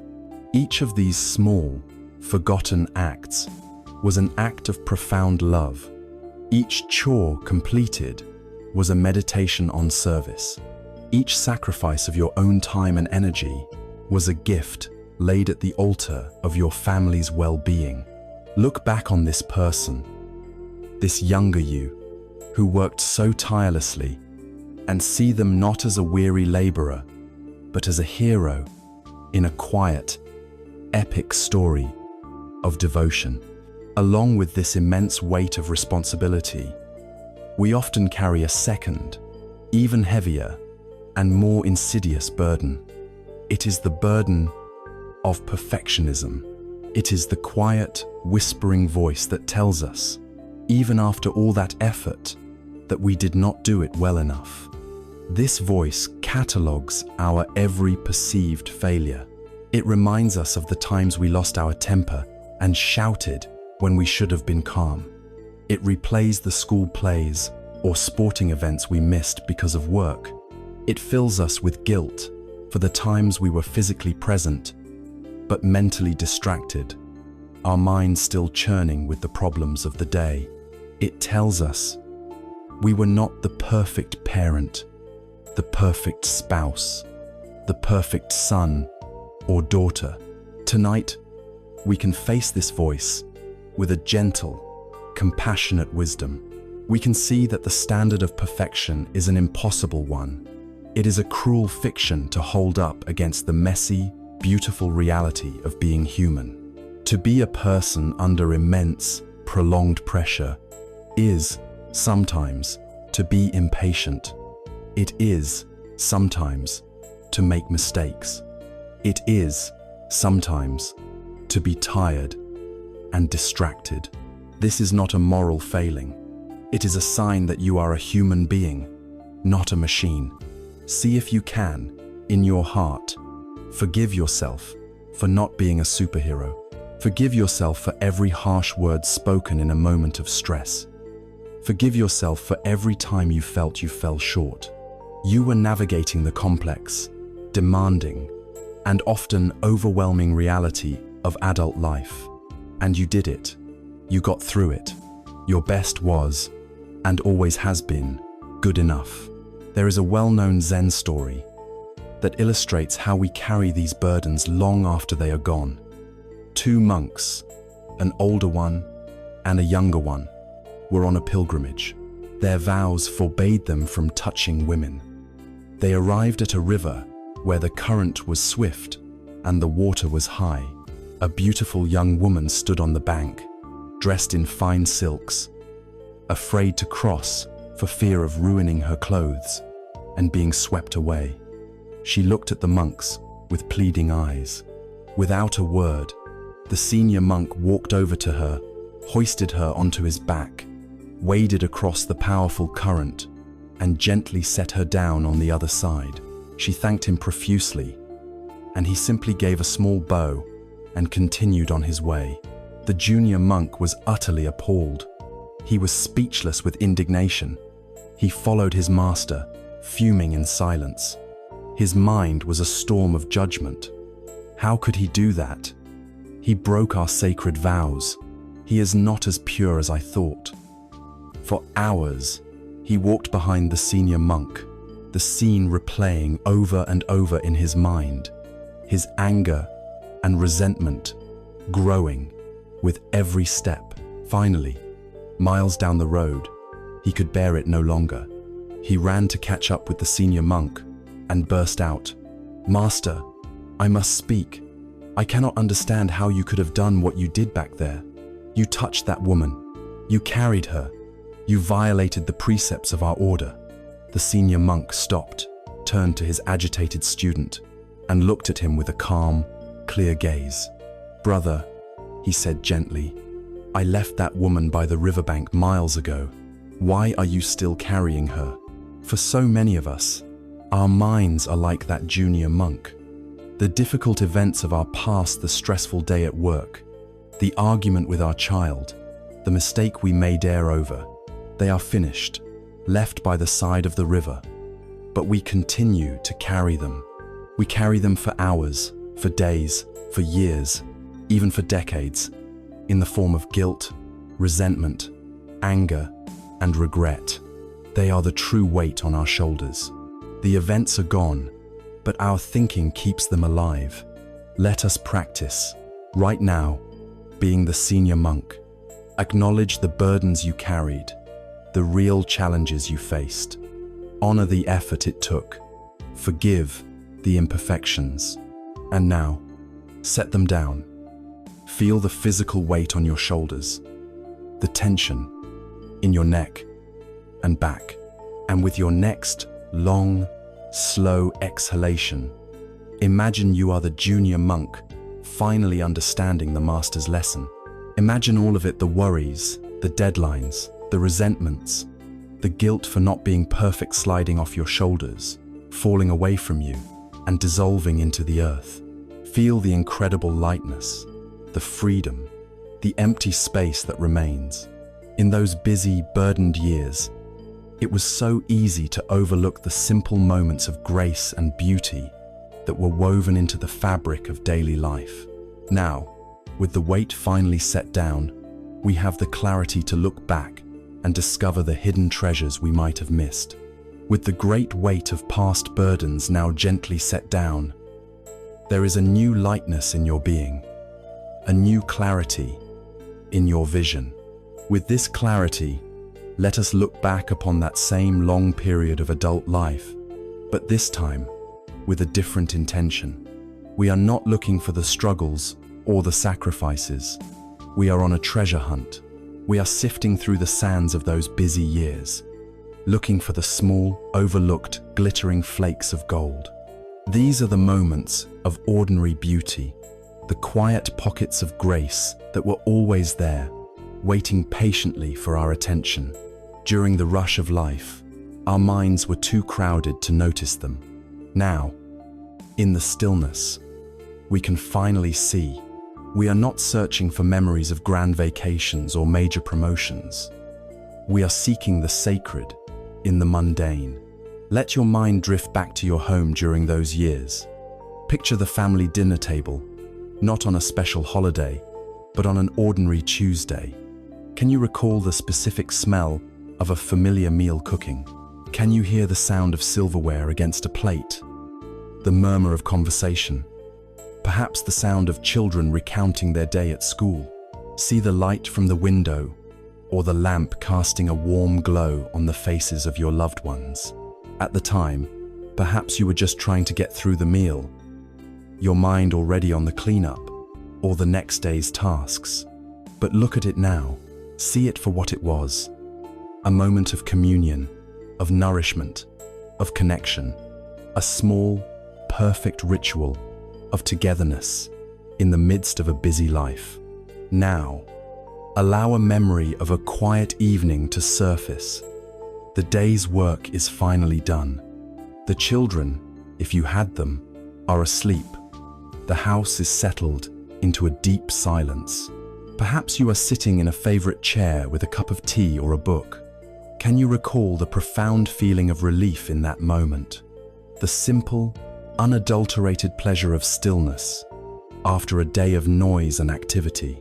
The feeling of the warm mug in your hands. The quiet hum of the house around you. This was not nothing. This was peace. A small, precious island of peace that you landed on, night after night, before setting sail into the next day's duties.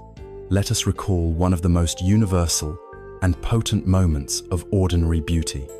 If you are a parent, picture yourself standing quietly in the doorway of your child's room while they were asleep. See their small face in the dim light, completely relaxed, free from all the world's striving. Notice the gentle rise and fall of their chest, the soft sound of their breathing. Remember the overwhelming wave of love that would wash over you in those moments. So pure and so powerful, it felt like it could fill the entire universe. It was a love unburdened by the need to discipline or teach, a love that was simply a profound, silent witnessing of a miracle. In that quiet doorway, you were experiencing a moment of pure grace. These moments are everywhere in our past, hidden in plain sight. The feeling of the first sip of hot coffee in the morning, a small private ritual before the day began. The deep satisfaction of looking at a clean kitchen, a small island of order in a chaotic world. The simple, comforting weight of a cat or dog curled up on your lap as you read the paper. The way the afternoon sun slanted through a window, illuminating the dust motes dancing in the air, turning them into a galaxy of tiny, glittering stars. These were the jewels, scattered amongst the common stones of your daily life. Why did we not recognize them as happiness then? Because our minds were elsewhere. While drinking the coffee, we were already planning our commute. While sitting in the quiet house, we were worrying about a bill that needed to be paid. While watching the sunset from the kitchen window, we were mentally making a grocery list. We were physically present for these moments, but our awareness, our spirit, was absent. It was lost in the labyrinth of the past and the future. The practice we are engaging in right now is a powerful form of mindfulness.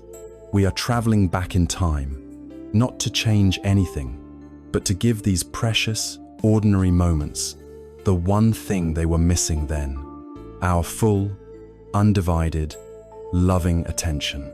We are finally showing up for our own lives, and in doing so, we make a profound discovery.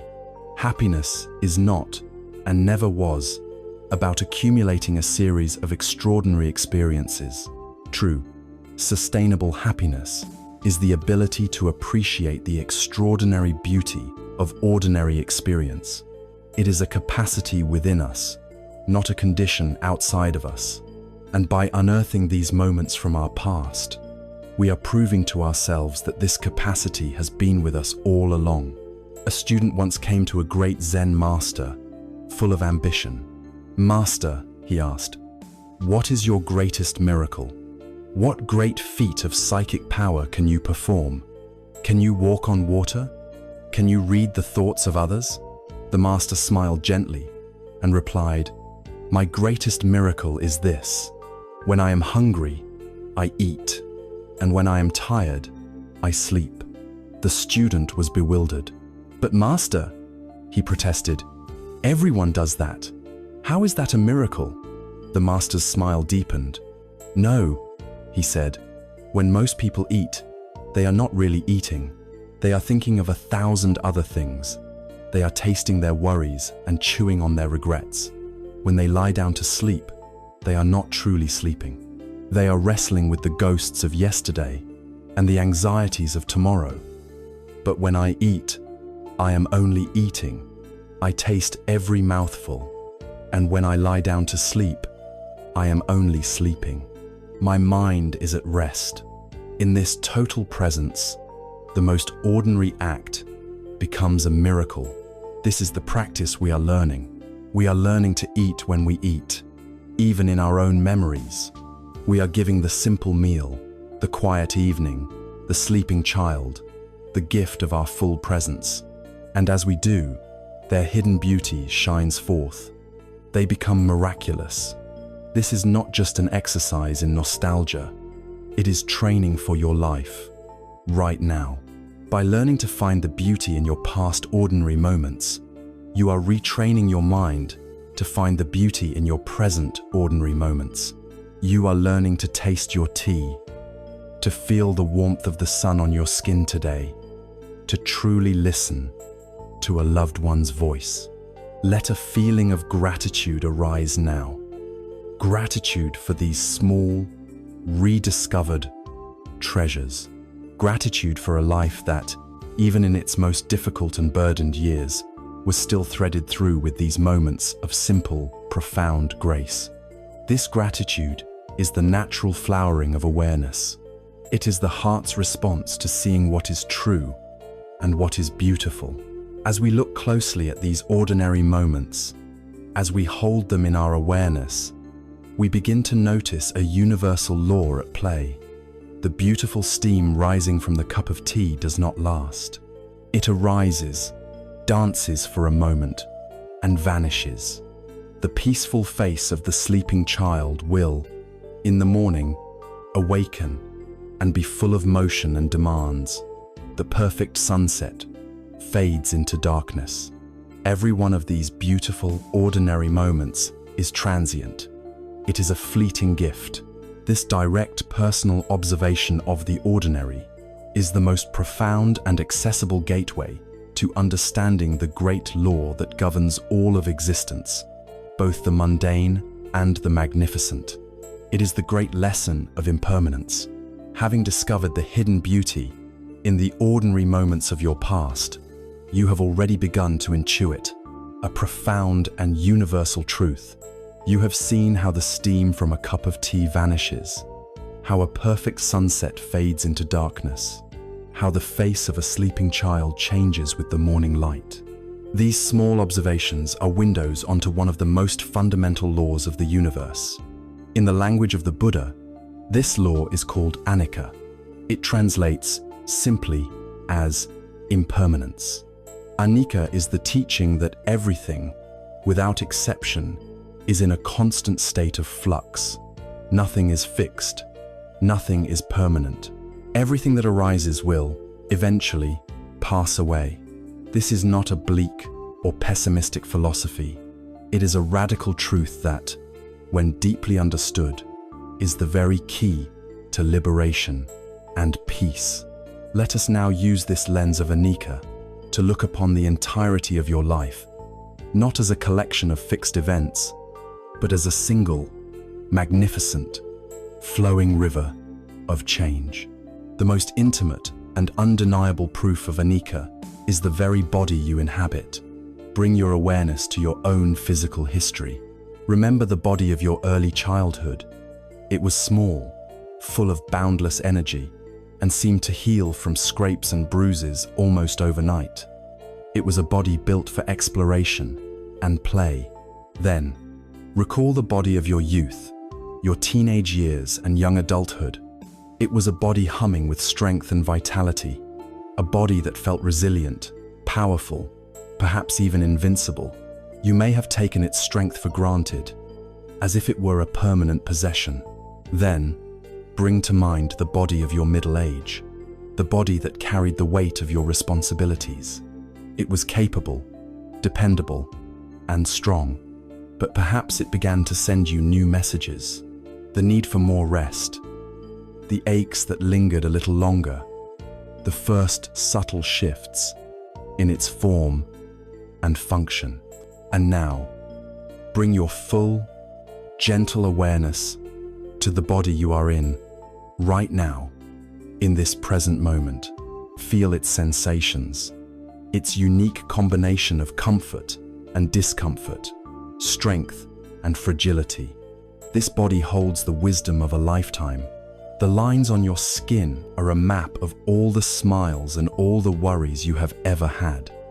The silver in your hair is a crown of experience. This body is not the same body you had 50, 20, or even 5 years ago. On a cellular level, you have been completely renewed many times over.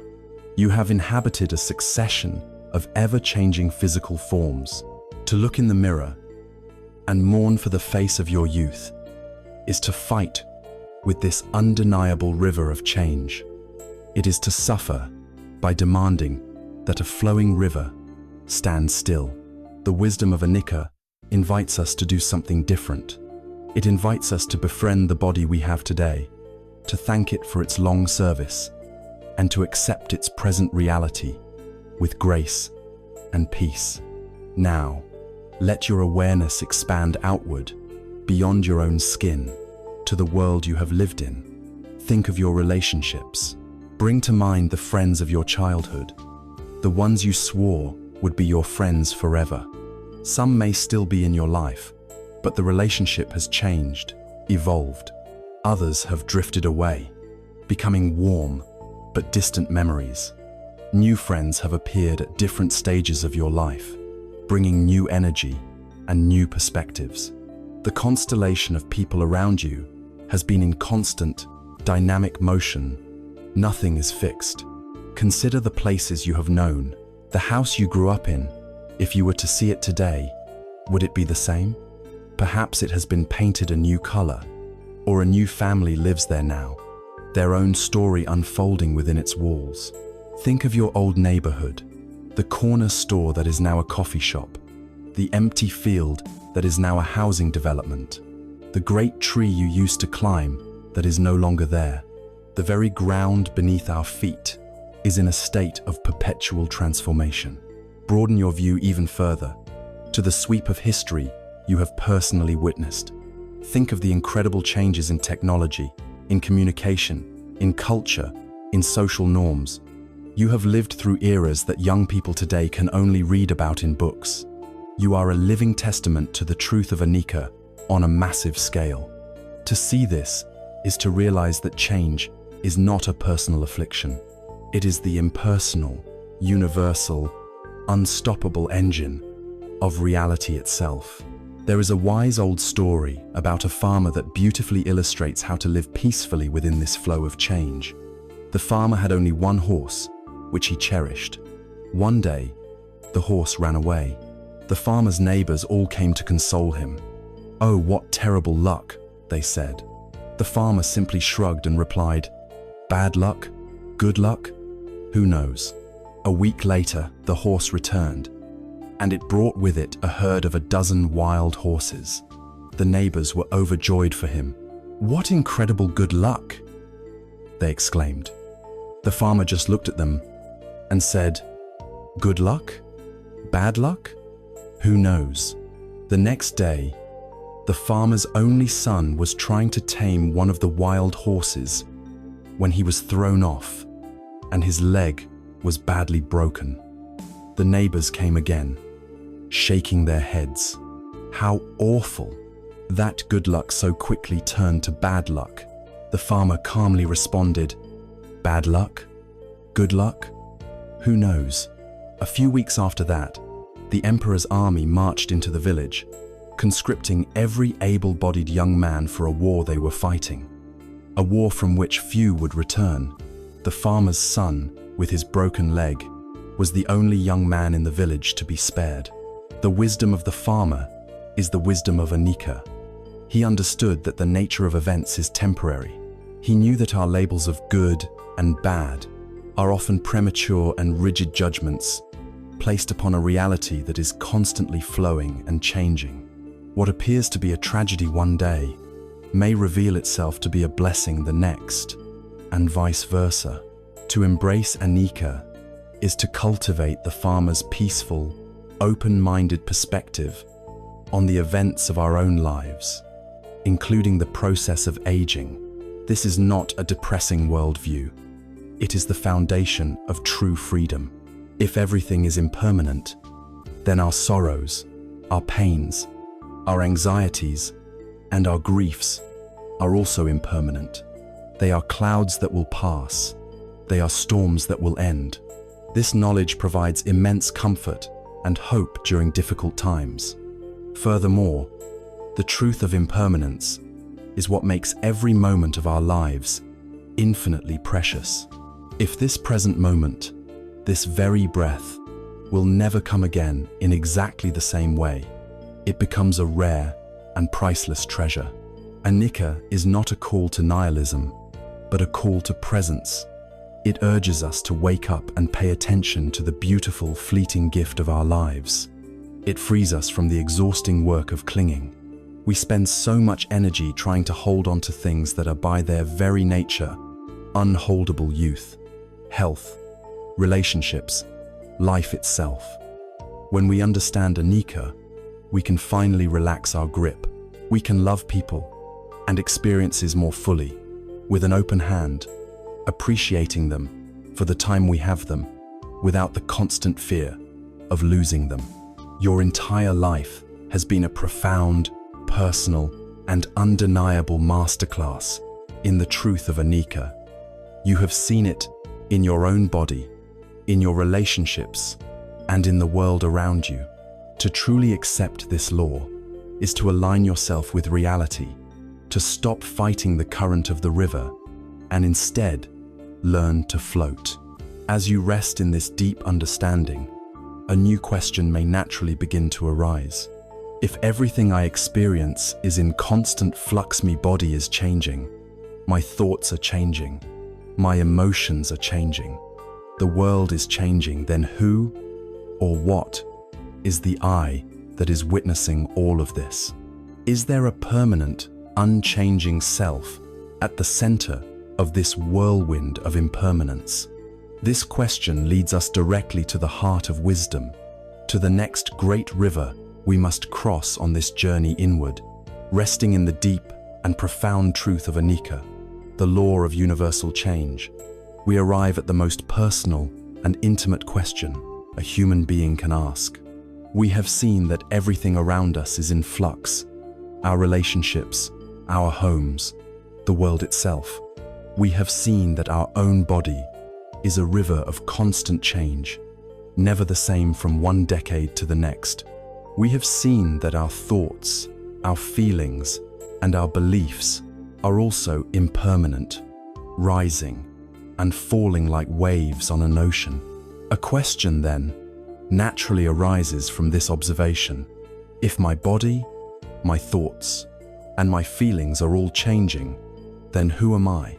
What is this constant I that seems to be witnessing this lifetime of change?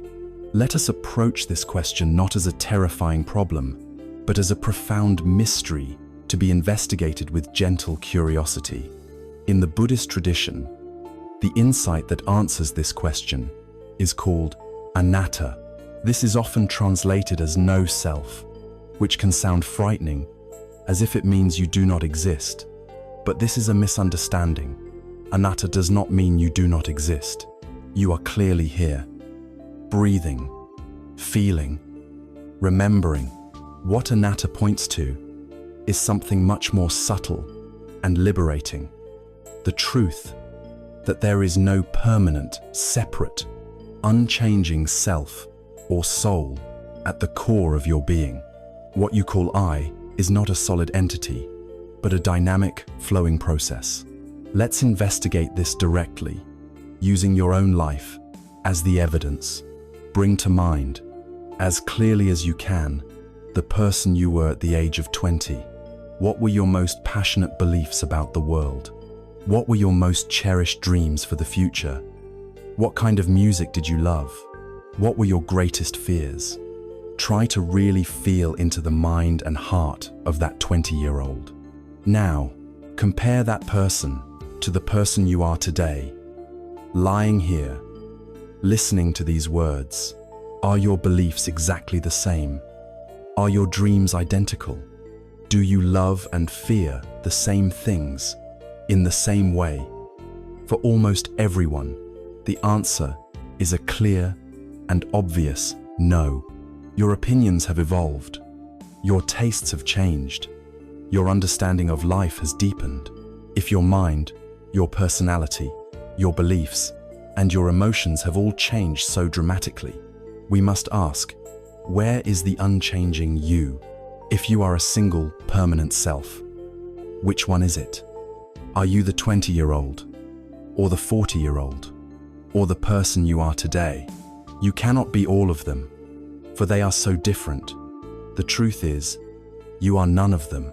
You have been a continuous process of becoming, a story that is constantly being written and rewritten, not a static statue in a museum. What we call a self is, according to this wisdom, a temporary assembly of 5 flowing processes. Think of them as 5 streams that converge to create, for a time, the river that we call me. The first stream is form. This is your physical body, which we have already seen is in a constant state of change. The second stream is feeling. This is the flow of pleasant, unpleasant, and neutral sensations that pass through you every moment. The third is perception. This is how you recognize and label your experience. That is a tree. This is a feeling of sadness. The fourth is mental formations. These are all your thoughts, your habits, your ideas, your opinions, your memories, your intentions. And the fifth stream is consciousness, the raw awareness that knows the other 4 streams are happening. None of these streams are static. They are all flowing, all the time. Our mistake, and the source of so much of our suffering, is that we try to build a solid house on the bank of one of these flowing rivers. We point to our body and say, "This is me." We point to our thoughts and say, "This is what I am." We point to a feeling and say, "I am a sad person." But these are just temporary flows. You are not your body. You are not your thoughts. You are not your feelings. You are the dynamic, unfolding process of all 5 streams interacting together. There is a famous ancient dialogue that makes this perfectly clear. A Greek king named Melinda, a man of great intellect, came to meet a Buddhist sage named Nagasena. The king wanted to challenge the teaching of anatta. He asked, "Venerable sir, if there is no permanent self, then who is it that I am speaking to right now? Who is it that wears these robes and eats your food?" Nagasena, a master teacher, did not answer with a lecture. Instead, he asked a question. "Your Majesty, how did you arrive here today? Did you walk?" The king replied, "No, I came in a chariot." "Excellent," said Nagasena. "Then please, Your Majesty, explain to me what a chariot is. Is the chariot the wheels?" "Certainly not," said the king. "Is the chariot the axle that connects the wheels?" "No," said the king. "Is it the wooden frame? The reins to guide the horses? The yoke upon their shoulders?" To each question, the king's answer was number. Nagasena then asked, "So, is the chariot something different, something separate from all of these parts put together?" The king had to admit that it was not. Nagasena then delivered the beautiful conclusion. "Your Majesty, you see that chariot is just a convenient name. It is a label we use when the wheels, the axle, the frame, and the reins are all assembled together in a particular way. But if you search for the essential, independent chariot, you will not find it. It does not exist apart from its components." He then looked at the king with a kind smile. "In just the same way, Your Majesty, Nagasena is just a convenient name, a designation for the temporary coming together of this body, these feelings, these perceptions, these thoughts, and this consciousness. But if you search for an essential, permanent Nagasena who exists apart from these flowing processes, you will not find him. This is the liberating truth of anatta. The you that you have spent your whole life defending, defining, and worrying about is, in a sense, a convenient designation, like the chariot.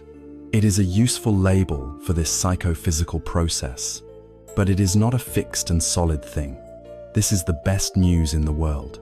If there is no fixed, permanent self, it means you are not chained to your past. You are not defined by your mistakes. A memory of failure can arise, but it does not mean I am a failure. A feeling of sadness can wash over you, but it does not mean I am a sad person. These are just temporary states, momentary weather patterns passing through the vast sky of awareness.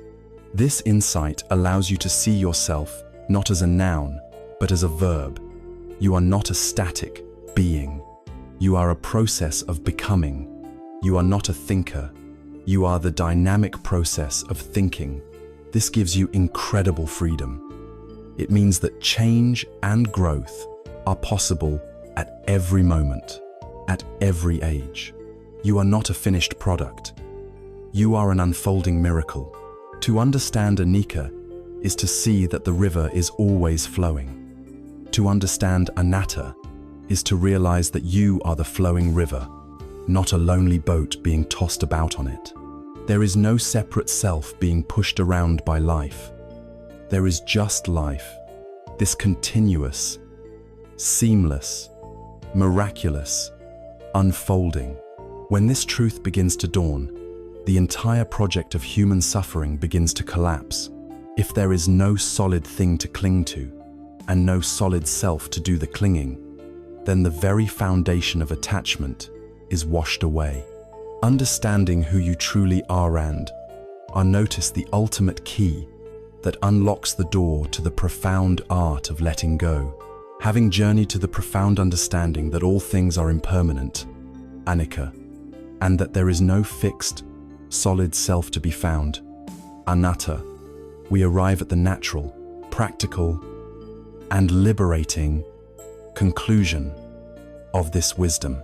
If everything is a flowing river, and we ourselves are part of that flow, then the act of clinging, of grasping, of trying to hold on, is revealed to be the most unnatural and exhausting activity we could possibly undertake.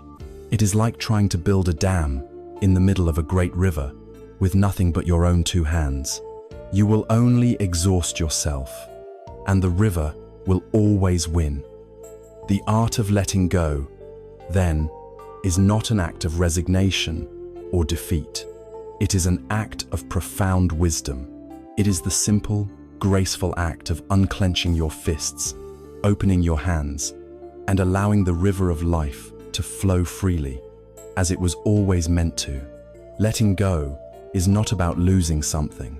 It is about gaining your freedom. The things we cling to are regrets about the past, our resentments towards others, our anxieties about the future are not treasures. They are heavy stones that we carry in a sack on our back, day after day, year after year. Letting go is simply the decision that you are tired of carrying such a heavy load, and that you are finally ready to set it down.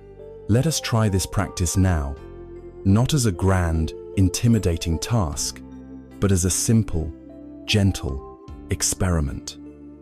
With great kindness to yourself, allow one specific burden to come to mind.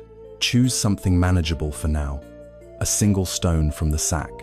Perhaps it is a regret over a specific decision you made, a path you took that you still question. Or perhaps it is a resentment, a lingering hurt caused by the words or actions of another person, a memory that still has the power to sting. It could be a long-held story you tell yourself about your own limitations. Just choose one thing. Now that you have this burden in your mind, let us practice what we learned about anatta. Do not say, I am my regret. Instead, see this burden as an object that you are holding. In your mind's eye, give it a shape, a color, a texture, a weight. Is it a dark, heavy rock?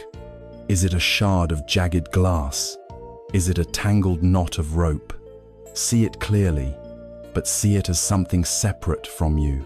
Imagine you are holding this object in the palm of your hand. You are the awareness that is observing it. You are not the object itself. This simple act of visualization creates a space of freedom. It is the first step in loosening its grip on you. Now, we will use the most powerful tool we have, the tool we have been practicing all along, the breath. The breath will be the vehicle for our release. The practice is simple. As you breathe in, you will gently acknowledge the presence of this burden, this stone in your hand. You will acknowledge the pain it has caused you, the energy it has consumed. You are not fighting it or denying its reality. You are looking at it with clear, compassionate eyes, saying, I see you. I know you are here. Then, as you breathe out, you will perform the act of release with your long, slow, gentle exhalation. Imagine you are breathing out the very substance of this burden. Imagine the heavy energy of the regret, the hot sting of the resentment, leaving your body on the stream of your breath. Watch it as it flows out of you and dissolves into the vast, open space of the room. Imagine the stone in your hand becoming a little lighter, a little more transparent, with every single out-breath. Let us do this together for a few moments. Breathing in, I acknowledge this feeling of resentment. I see its shape. I feel its weight. Breathing out, I release it. I let it go. I let it dissolve. Breathing in, I acknowledge this old regret. I see the story it tells. Breathing out, I let the story go. I let it drift away on the air. Do not expect the entire burden to vanish in a single breath. That is not how it works. We are gently, patiently, melting an iceberg with our warm breath. With each cycle, it becomes a little smaller. With each out-breath, we become a little freer. This is a practice of kindness, not of force. Just stay with the rhythm, acknowledging on the inhale, releasing on the exhale. There is a story that perfectly captures why this practice is so essential for our own well-being. Imagine that someone has hurt you deeply, and you are filled with a burning desire for them to suffer as you have. In your anger, you go to a fire and pull out a glowing, red-hot piece of coal. Your plan is to hold on to it, waiting for the perfect moment to find that person and throw it at them. But as you walk through your days, waiting for your chance, holding this hot coal clutched in your fist, who is the one being burned? Whose hand is being seared? Whose flesh is being scorched by the heat? It is your own, clinging to resentment, to anger, to regret, is exactly like holding a hot coal with the intention of throwing it at someone else. We may think we are preserving our anger to punish them, or replaying our regret to somehow change the past. But the only person we are consistently, reliably harming is ourselves, right here, in this present moment. The past is over. The other person may be miles away, completely unaware of your inner turmoil, but you are here, burning your own heart with the poison of your unforgiveness. Letting go, then, is the ultimate act of compassionate self-interest. It is not about saying that what the other person did was okay. It is not about condoning their behavior or forgetting the hurt. It is simply the wise decision to drop the hot coal. You drop it not for their sake, but for your sake. You drop it so that your own hand can finally stop being burned and can finally begin the process of healing. So look again at the burden you have been holding. See it as that hot coal and see the damage it has been doing. to your own peace of mind. And now, make the conscious, loving choice to open your hand. With your next exhalation, let it drop. Watch it fall away from you. Feel the immediate relief. Feel the coolness where there was once a burning heat. Feel the lightness where there was once a heavy weight. This feeling of release, this peace, is your natural state. It is the peace that is always available to you when you are not clinging. This is a practice you can return to again and again with any burden you find yourself carrying. As we practice letting go of the hurts caused by others, we often discover that the most stubborn resentments, the hottest coals we hold on to, are the ones directed at ourselves. The most difficult person to forgive is often the younger version of ourselves who made a mistake. The greatest and most profound act of letting go is the one that is directed inward. It is the art of offering ourselves the same grace and compassion we might offer to another. Having walked the courageous path of forgiveness, having released the hot coal of resentment toward others, and, most tenderly, toward your own younger self, you have created a vast, open, and fertile space within your heart. The heavy stones of guilt and blame have been cleared away.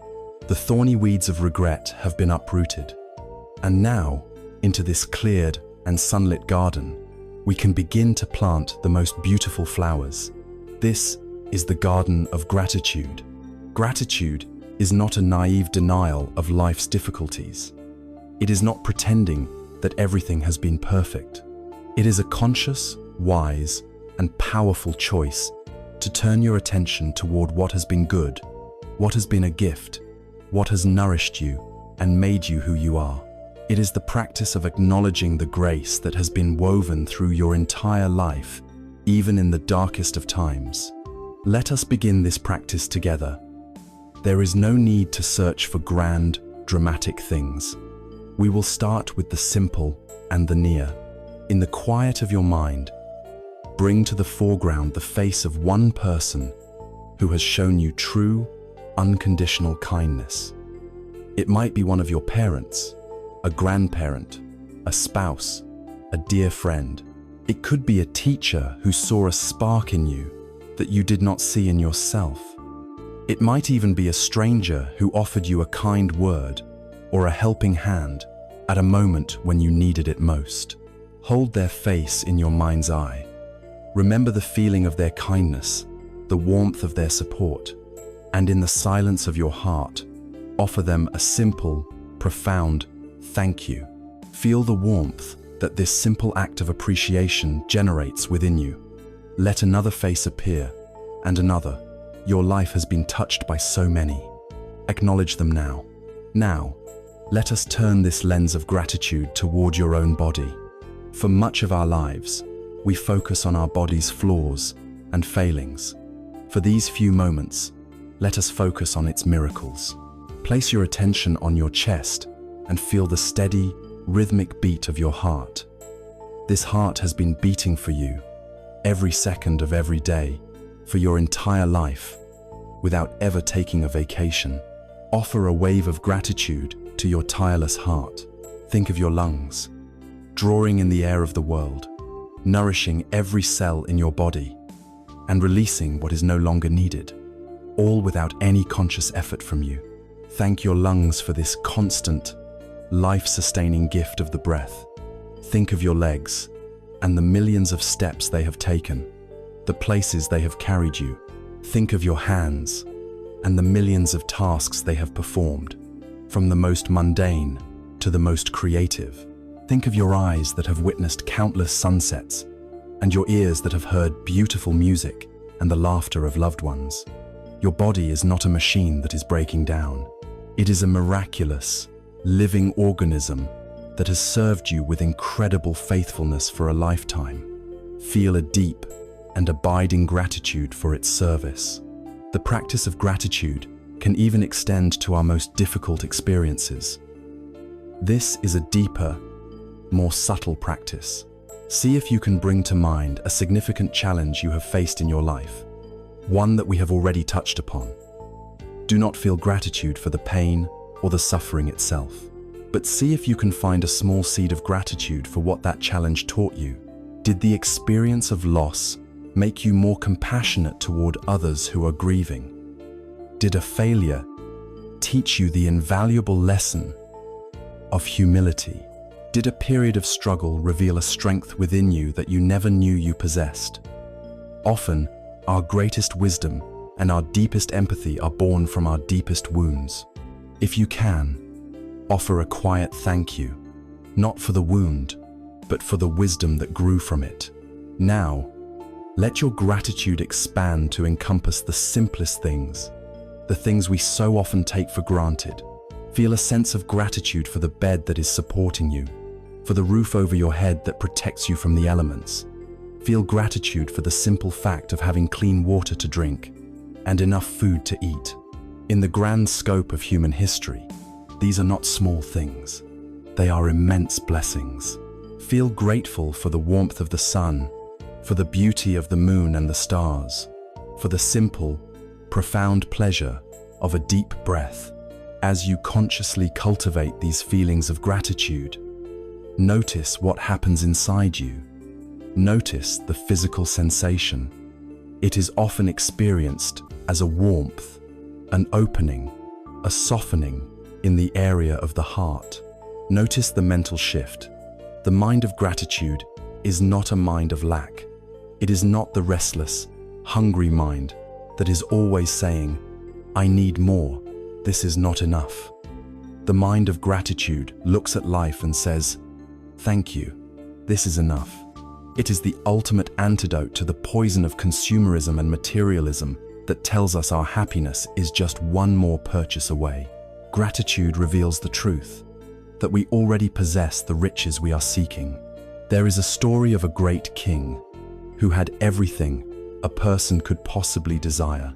He had mountains of gold, palaces with 1,000 rooms, the finest foods, and armies at his command. Yet, he was a miserable man. He was constantly anxious about his riches, fearful of his enemies, and bored with his pleasures. His mind was always focused on what he didn't have, on the next territory to conquer, on the next threat to neutralize. One day, while walking in his royal garden, he came across a wandering monk sitting peacefully under a tree. The monk owned nothing in the world but the simple robes on his back, a wooden staff, and a clay bowl for begging his food. Yet, his face shone with a look of serene and profound contentment. The king, perplexed, approached the monk. "You have nothing," the king said, "yet you seem to be the happiest man I have ever seen. I have everything, yet I am miserable. What is your secret?" The monk smiled and replied, "Your Majesty, the secret is that you believe your happiness comes from getting what you want. I have discovered that my happiness comes from wanting what I have. When I wake in the morning, I feel gratitude for the gift of a new day. When the sun warms my skin, I thank it for its heat. When a kind person places a small portion of rice in my bowl, my heart overflows with gratitude for their generosity. My life is not filled with possessions, but it is overflowing with thankfulness. You are poor because you always want more. I am rich because I am grateful for what is." This is the power of the garden we are planting. It is a source of inner wealth that no one can ever take from you. It is a practice that transforms your entire experience of life, from the inside out. Finally, let us bring our attention to the most immediate cause for gratitude we have, the simple, miraculous, ever-present reality of your own breath. Feel the air flowing into your body now. This is the breath of life. It is a gift given to you freely in this moment, and the next, and the next. It has been your most faithful companion. It asks for nothing in return. For this breath, and for the life it sustains, let your heart be filled with a simple, silent, and profound thank you. when the heart has been cleared of the debris of resentment and forgiveness has been granted, and when that clear space is then filled with the warm, nourishing light of gratitude, we are transformed. With this grateful heart, we can now turn to face the reality of our own aging, not with fear or denial, but with a new perspective. We can begin to see the final season of life, not as a period of decline, but as a time of harvest, a time of unique and poignant beauty. With a heart now cleared by forgiveness and warmed by the light of gratitude, we can turn to face a process that our culture teaches us to fear. We can look upon the reality of our own aging. Our world, so obsessed with the new, the fast, and the young, often speaks of aging as a decline, a loss, a fading into grey irrelevance. It is seen as a problem to be solved, a process to be fought with creams and chemicals, a battle to be waged against the inevitable. But this is a shallow and fearful view. The great wisdom traditions and nature itself offer a much deeper, more beautiful, and more truthful perspective. They teach us that a life has seasons, just like a year, and the final season is not one of failure. It is a season of culmination, of harvest, of a unique and poignant beauty.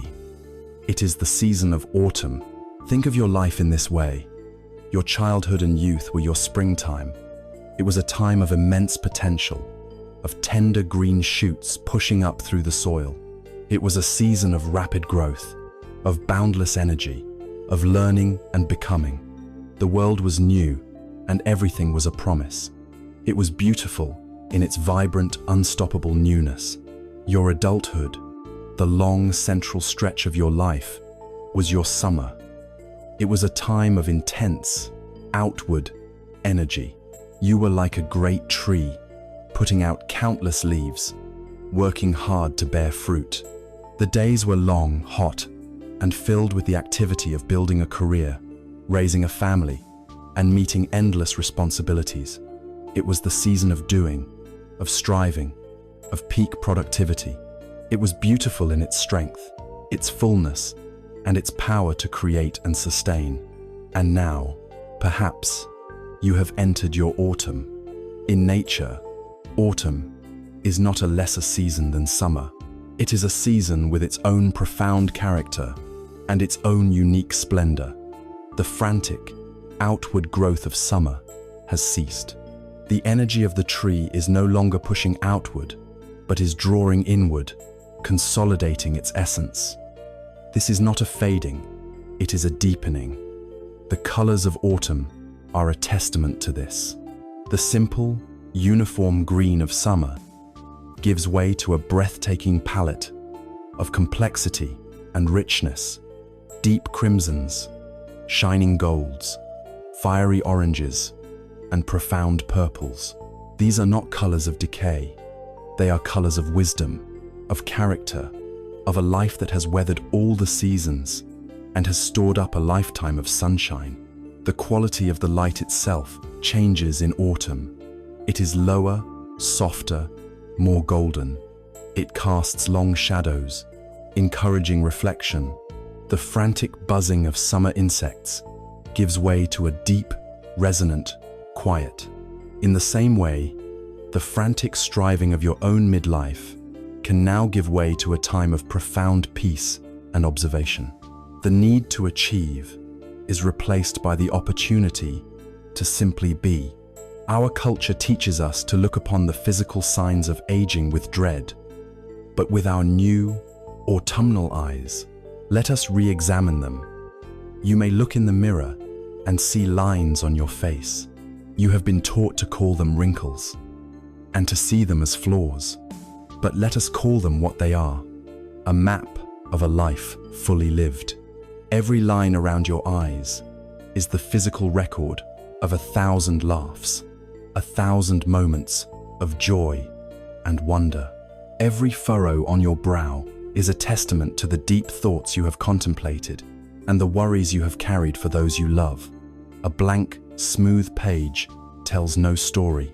Your face has become a rich, complex, and beautiful manuscript. Why would you want to erase such a magnificent story? Your body may no longer move with the speed it once had. This is not a failure. It is an invitation from life to slow down. It is a natural shift from the hurried pace of summer to the mindful, deliberate pace of autumn. It is an opportunity to pay more attention, to savor each step, to feel the ground beneath your feet. It is a shift from the mode of doing to the mode of being. And what of the silver or white that now adorns your hair? Our society spends billions of dollars to cover this up, but in many wise cultures, this is seen as a crown of wisdom. It is a visible sign that you have lived a long time, that you have seen much, that you have earned your place as an elder, a repository of memory and experience. It is a mark of honor, not of shame.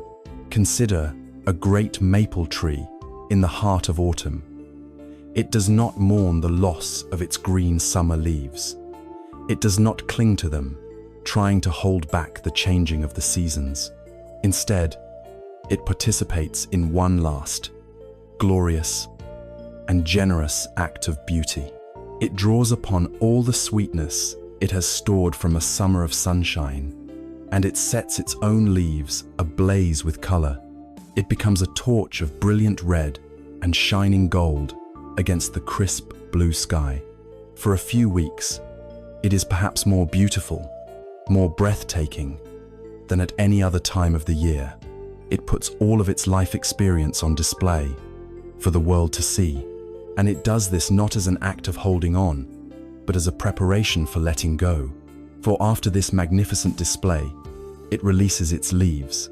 It lets them fall effortlessly to the ground, where they will nourish the earth and protect the roots through the coming winter. It is not a sad death. It is a graceful, wise, and beautiful release. Your life in these later years can be like this autumn maple. This is your time to display your true colors, the colors of your accumulated wisdom, your unique stories, your compassionate heart. It is a time not for frantic new growth, but for sharing the harvest of a lifetime. And one of the greatest gifts of this autumnal season is a profound freedom. You are largely free from the driving, often tormenting, ambitions of youth, the desperate need to prove yourself, to compete for status, to accumulate possessions, to be seen as important. Much of this has fallen away, and in its place is an immense liberation. It is the freedom to see the world, not for what you can get from it, but simply for what it is. The freedom to enjoy a conversation without an agenda. The freedom to pursue a hobby for the pure joy of it. The freedom to be authentic, to speak your truth without fear of judgment. This newfound freedom, this release from the hardened opinions and frantic ambitions of your past, makes possible a new and precious way of seeing. It allows you to look upon the world and upon your own life with fresh eyes, as if you are seeing it for the very first time. It is the gift of a beginner's mind, a mind that is open, curious, and full of wonder. And paradoxically, this beginner's mind is often most accessible in the autumn of our years. Having steeped our hearts in gratitude, we can now look upon our lives from the beautiful vantage point of autumn. We have seen that this season of life is not one of decline, but one of harvest, of deep color, and of profound freedom. It is a freedom from the frantic ambitions of our youth, a release from the heavy burden of having to prove ourselves. This liberation clears the way for one of the most precious and joyful capacities available to us, the capacity for what, in the Zen tradition, is called shoshin, or beginner's mind. After living for 6, 7, or 8 decades, the mind naturally becomes an expert. It has accumulated a vast library of experiences, memories, and opinions. It has seen countless sunrises, tasted thousands of meals, and had innumerable conversations. The expert mind is very quick to label and categorize. It looks at a situation and immediately says, "I've seen this before. I know how this ends." It listens to a person and thinks, "I know what they're going to say. They always say this." The expert mind lives in the past. It projects its old experiences onto the present moment, and in doing so, it robs the present moment of its freshness, its vitality, its reality. The expert mind is often a bored mind, a closed mind. Beginner's mind is the radical and joyful antidote to this. It is the practice of intentionally setting aside our expertise, of letting go of what we think we know, and approaching every moment as if it were the first and only time. It is the curiosity of a child who sees the world not as a collection of familiar, labeled objects, but as a whirlwind of miracles. To cultivate beginner's mind in the autumn of your life is not to be foolish or naive. It is an act of the highest wisdom. It is the choice to be truly alive. Let us explore how we can practice this. Think of the simple act of drinking a cup of tea or coffee, something you have done thousands of times. The expert mind does this on autopilot. It is already thinking about the rest of the day while gulping down the liquid. The beginner's mind, however, approaches the cup as a new adventure. It feels the warmth of the ceramic in its hands. It notices the specific color and texture of the liquid. It brings the cup to its nose and smells the unique aroma of this particular brew. It takes the first sip as if it has never tasted anything like it before, noticing the temperature, the taste on the tip of the tongue, the feeling as it goes down the throat. The cup of tea has not changed, but by bringing beginner's mind to it, the experience is transformed from a mundane habit into a rich, sensory meditation. Apply this to your senses. The next time you walk outside, try to see the sky with beginner's mind. Forget the label sky. Just look. Notice the exact shade of blue or gray. See the shape and texture of the clouds as unique, transient sculptures of water vapor that have never existed before and will never exist again. Listen to the sounds around you. Instead of dismissing them as traffic or birds, listen to the individual notes, the rhythm, the texture of the soundscape, as if it were a strange and fascinating piece of music. Perhaps the most powerful place to practice beginner's mind is in our relationships with the people we have known the longest. With a spouse, a child, or a lifelong friend, our expert mind is at its strongest. We have a lifetime of history with them. We have them filed away in a neat mental folder with all their habits and opinions clearly labeled. We often stop listening to them because we believe we already know what they think. Beginner's mind invites us to tear up this old file. The next time you speak with a loved one, try to listen as if you know nothing about them. Let go of your history. Let go of your expectations and your old arguments. Listen to the words they are speaking right now. Watch their face as they speak. See the person who is in front of you today, not the ghost of who they were 20 years ago. You may be astonished to discover a person who has also changed, a person with new thoughts and feelings you have been missing, because your expert mind had already decided who they were. To offer another person your beginner's mind is one of the greatest gifts of love you can give. There is a famous Zen story that perfectly illustrates the necessity of this practice. A great scholar, a man renowned throughout the land for his vast knowledge of philosophy and sacred texts, came to visit a simple Zen master named Nanin. The scholar had not come to learn, but to debate and to display his own erudition. As was custom, Nanin welcomed him and offered him a cup of tea. As the master prepared the tea, the scholar began to speak. He spoke at length about his theories, his interpretations, his complex understanding of reality. He filled the small room with his words, his knowledge, his opinions. Nanin listened silently. When the tea was ready, he placed a cup in front of the scholar and began to pour. He filled the cup to the brim. But then, he did not stop. He kept pouring, and the hot tea overflowed, running down the side of the cup and onto the saucer, then spilling onto the table.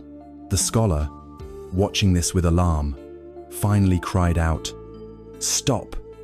It is over full. No more will go in." Nan, stopped pouring, looked calmly at the scholar, and said, "Like this cup, you are full of your own opinions and speculations. How can I show you Zen unless you first empty your cup?" Our minds are so often like that scholar's teacup, filled to the brim with our past experiences, our certainties, our prejudices. We leave no room for anything new to enter. Beginner's mind, Shoshin, is the constant, moment-by-moment practice of emptying our cup. It is the humility to admit that we do not know. It is this emptiness that allows us to receive the world as it truly is, in its infinite freshness and complexity. This practice is the ultimate cure for the weariness and boredom that can sometimes creep into a long life. Boredom is simply the complaint of a lazy expert mind. For the beginner's mind, the world is never boring. Every moment is a new revelation. Every person is a new mystery. Every sensation is a new discovery. It re-enchants the world. It brings a sense of vitality and wonder back into the fabric of your daily existence. This open, curious, and non-judgmental state of mind, this empty cup, is the perfect foundation for the deepest spiritual work. A mind that is not clinging to its own expertise, a mind that is not arguing with reality based on its past experiences, is a mind that is ready to accept things as they are. It is ready for the ultimate practice of peace, the profound surrender that is known as radical acceptance. We have journeyed far tonight. We have sat with the breath, listened to the body, and welcomed the guests of the past. We have honored our joys and made peace with our sorrows. We have stood at the crossroads of our lives and forgiven the person who made the choice. We have laid down the heavy burdens of responsibility and unearthed the hidden beauty in ordinary moments. We have contemplated the great truths of impermanence and the fluid nature of the self. We have practiced the art of letting go, both of our resentments toward others and of the harsh judgments against ourselves. We have cultivated a garden of gratitude and learned to see our own aging through the wise and beautiful lens of autumn. And we have learned to empty our cup, to approach the world with the fresh, open curiosity of a beginner's mind. All of these practices, all of these streams of wisdom, have been flowing toward this one great confluence. They merge here, in this moment, into the vast and peaceful river of what is known as radical acceptance. This is the culmination of our journey. Radical acceptance is the simple, yet most profound, act of saying yes to reality, exactly as it is. It is the practice of dropping our internal war with life. It is meeting every experience, past, present, pleasant, or painful, without resistance, without argument, and without the wish that it were different. It is the final, unconditional surrender that is the source of true and lasting peace. Let us begin by turning this powerful acceptance toward the entirety of your own past. In your mind's eye, allow the whole tapestry of your life to unroll before you. See it all, the bright threads and the dark threads, for they are all part of the same magnificent cloth. See the pure, sunlit joys of your childhood, the games and the laughter, and to this, gently say in your heart, "Yes, this was part of my journey." See the memories of your first challenges, the scraped knees, and the failed tests that taught you resilience. And to this, say, yes, this too was necessary. Remember the sweet, aching beauty of your first love, that innocent blossoming of your heart. Say, yes, I am grateful for that chapter. Recall the sharp, clarifying pain of your first goodbye, the loss that taught you about the depth of your own love. And to this, with a compassionate heart, you can also say, yes, that shaped me.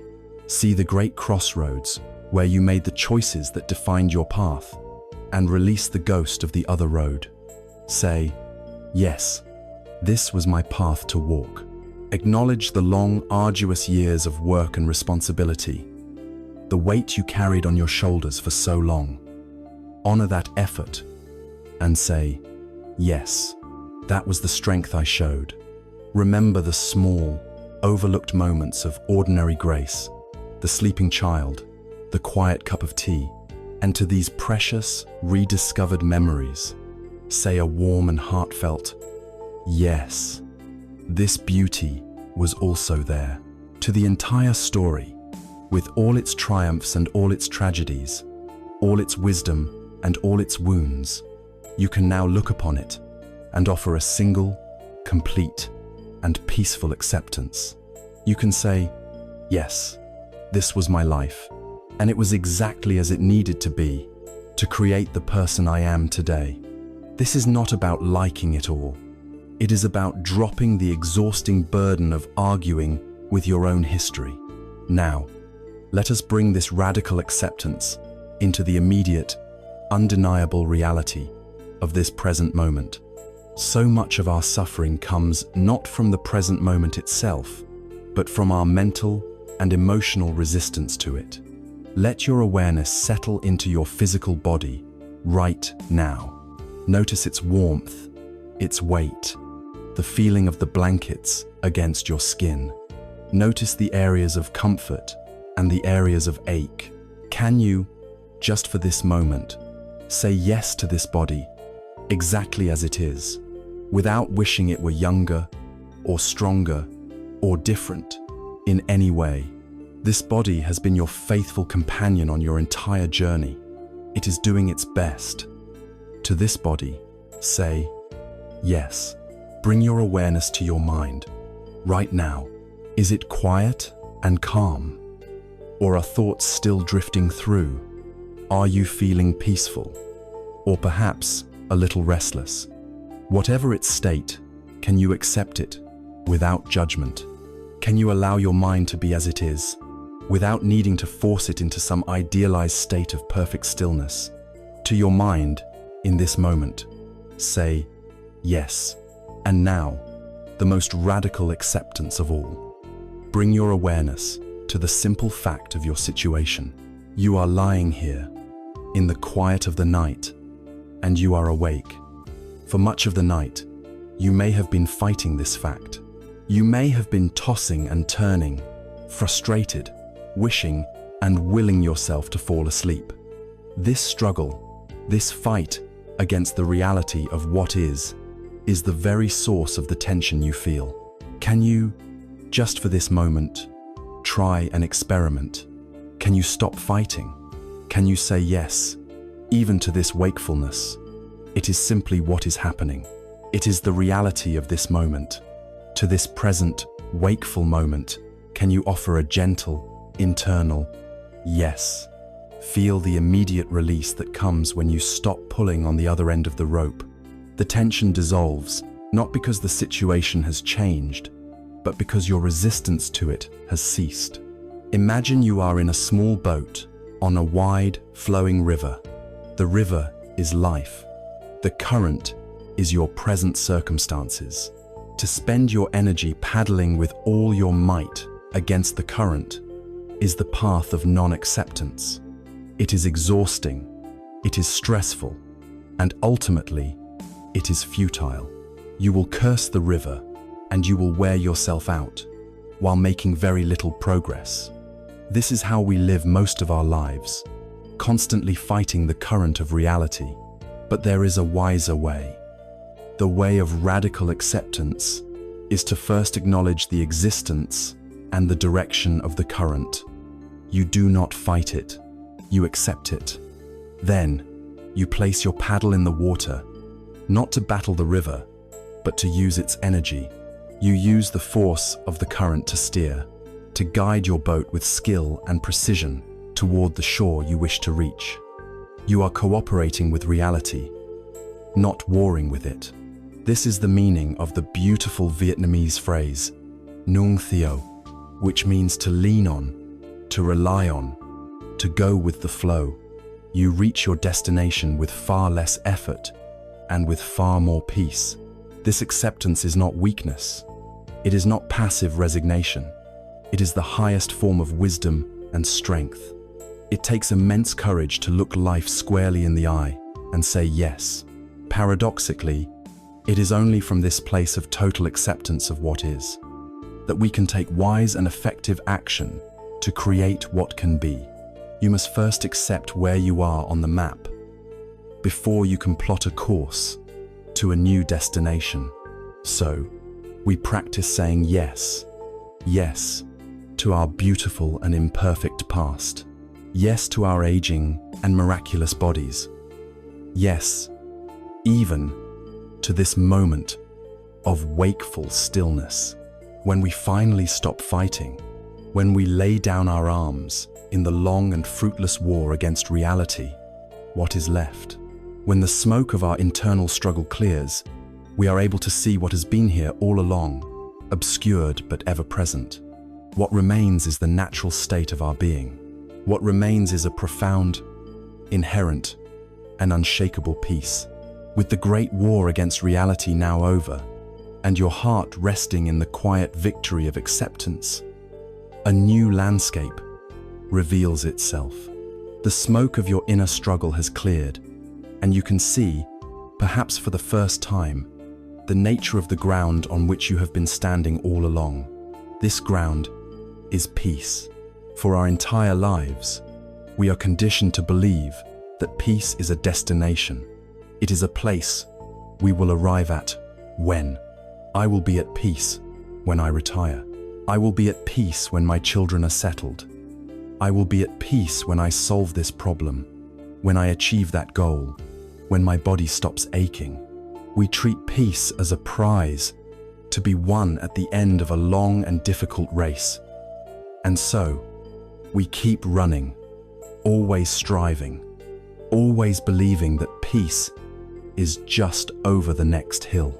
But the great discovery, the secret that is hidden in plain sight, is that peace is not the destination. Peace is the path. It is not at the end of the journey. It is where the journey begins. Let us redefine what we mean by peace. We often imagine that to be at peace means to have a mind that is completely silent, a blank slate, empty of all thought and memory. But this is a misunderstanding. To expect a living mind to be completely blank is like expecting the ocean to have no waves. Thoughts may still arise. A memory may still whisper its name on the wind of your awareness. A feeling may still gently ripple across the surface of your being. The profound difference now is that you are no longer a small, helpless boat being tossed about by these waves. You have realized that you are the vast, deep, and silent ocean itself. The waves of thought and feeling are simply surface activity. They cannot disturb the profound stillness of your depths. Peace is not the absence of content in your mind. Peace is the vast, open, silent awareness that holds all of that content without being disturbed by it. It is the quiet room that is not harmed by a whisper. It is the boundless sky that is not stained by a passing cloud. We have been searching for this peace outside of ourselves, believing it was something to be acquired. But its location is, and always has been, right here. Let us find its address in your own direct experience. Bring your attention, once again, to the simple, humble reality of your breath. Feel the gentle rhythmic flow of air, in and out. Is there not a profound and simple peace in this rhythm? This is a location of peace. It has been here with you all along. Now, bring your attention to the feeling of your body, resting here on the bed. Feel its weight, its warmth, its stillness. You are not striving or doing, you are simply being. Is this not peaceful? This is another address for peace, available to you in every moment of stillness. Now, listen. Listen to the sounds in the room, and listen even more deeply to the silence that holds those sounds. And listen even more deeply than that to the quiet space in your own mind in which thoughts may or may not be arising. That underlying silence, that spacious awareness, that is the very nature of peace. It is not something you need to create. You only need to stop creating the noise of resistance that obscures it. It has been here all along, patiently waiting beneath the turmoil of your seeking. You were looking for it with a noisy engine, not realizing it could only be found when the engine was turned off. There is a beautiful old story about a man who was told by a sage that his life's purpose was to find a rare and priceless gem. If he could find this gem, he was told, he would possess unshakable peace and happiness for the rest of his days. And so, the man set out on his quest. He dedicated his entire life to the search. He climbed the highest, most treacherous mountains, searching in every cave. He sailed across the vastest oceans, diving to the deepest trenches. He journeyed to bustling cities and haggled in noisy marketplaces. And he walked through desolate deserts, his eyes always scanning the ground. He grew old and weary in his search. He became very knowledgeable about the world, but his heart was still empty, for he had not found the gem.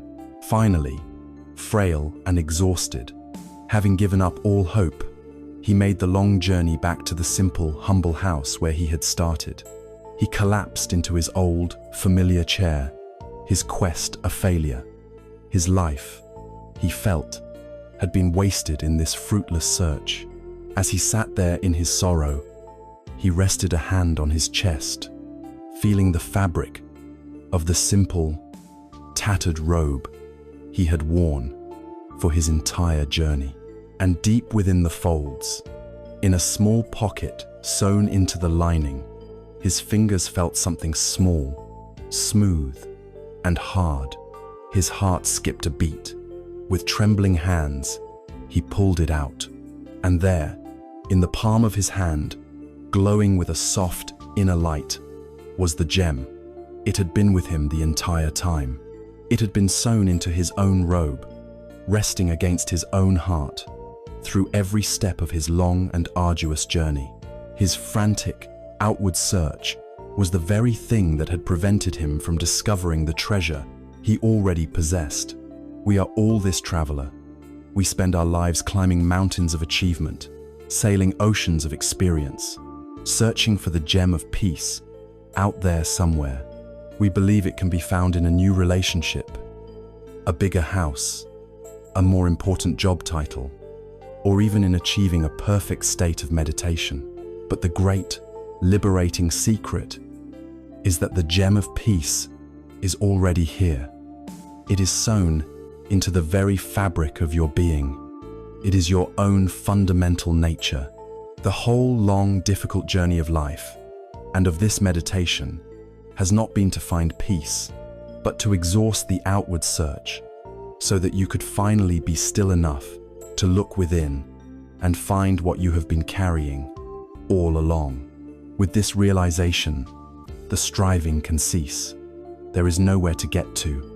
There is nothing to achieve. There is only this present moment and the peace that is inherent within it once you stop struggling against it. Peace is not the reward you get for meditating.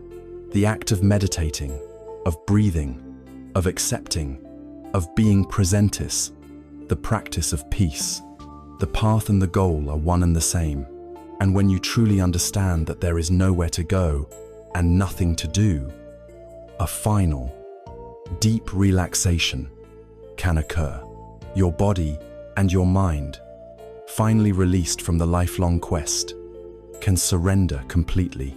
You can simply allow this state of indwelling peace, this soft inner glow of the gem you have found in your own heart, to be the gentle lullaby that carries you effortlessly into the great, quiet ocean of sleep.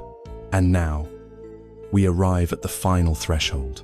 After journeying through the landscapes of breath, body, and memory, after bathing the past in the gentle light of compassion, you have cultivated a space of profound stillness within. This is the sacred ground. The work is done. The time for striving, for analyzing, for guiding is over. Now is the time for the ultimate act of trust, the final, graceful release. It is time to simply drift into sleep. I want you to begin by letting go of everything you have been doing. Release the intention to meditate. Let go of the focus on the breath. Let go of the practice of observing thoughts.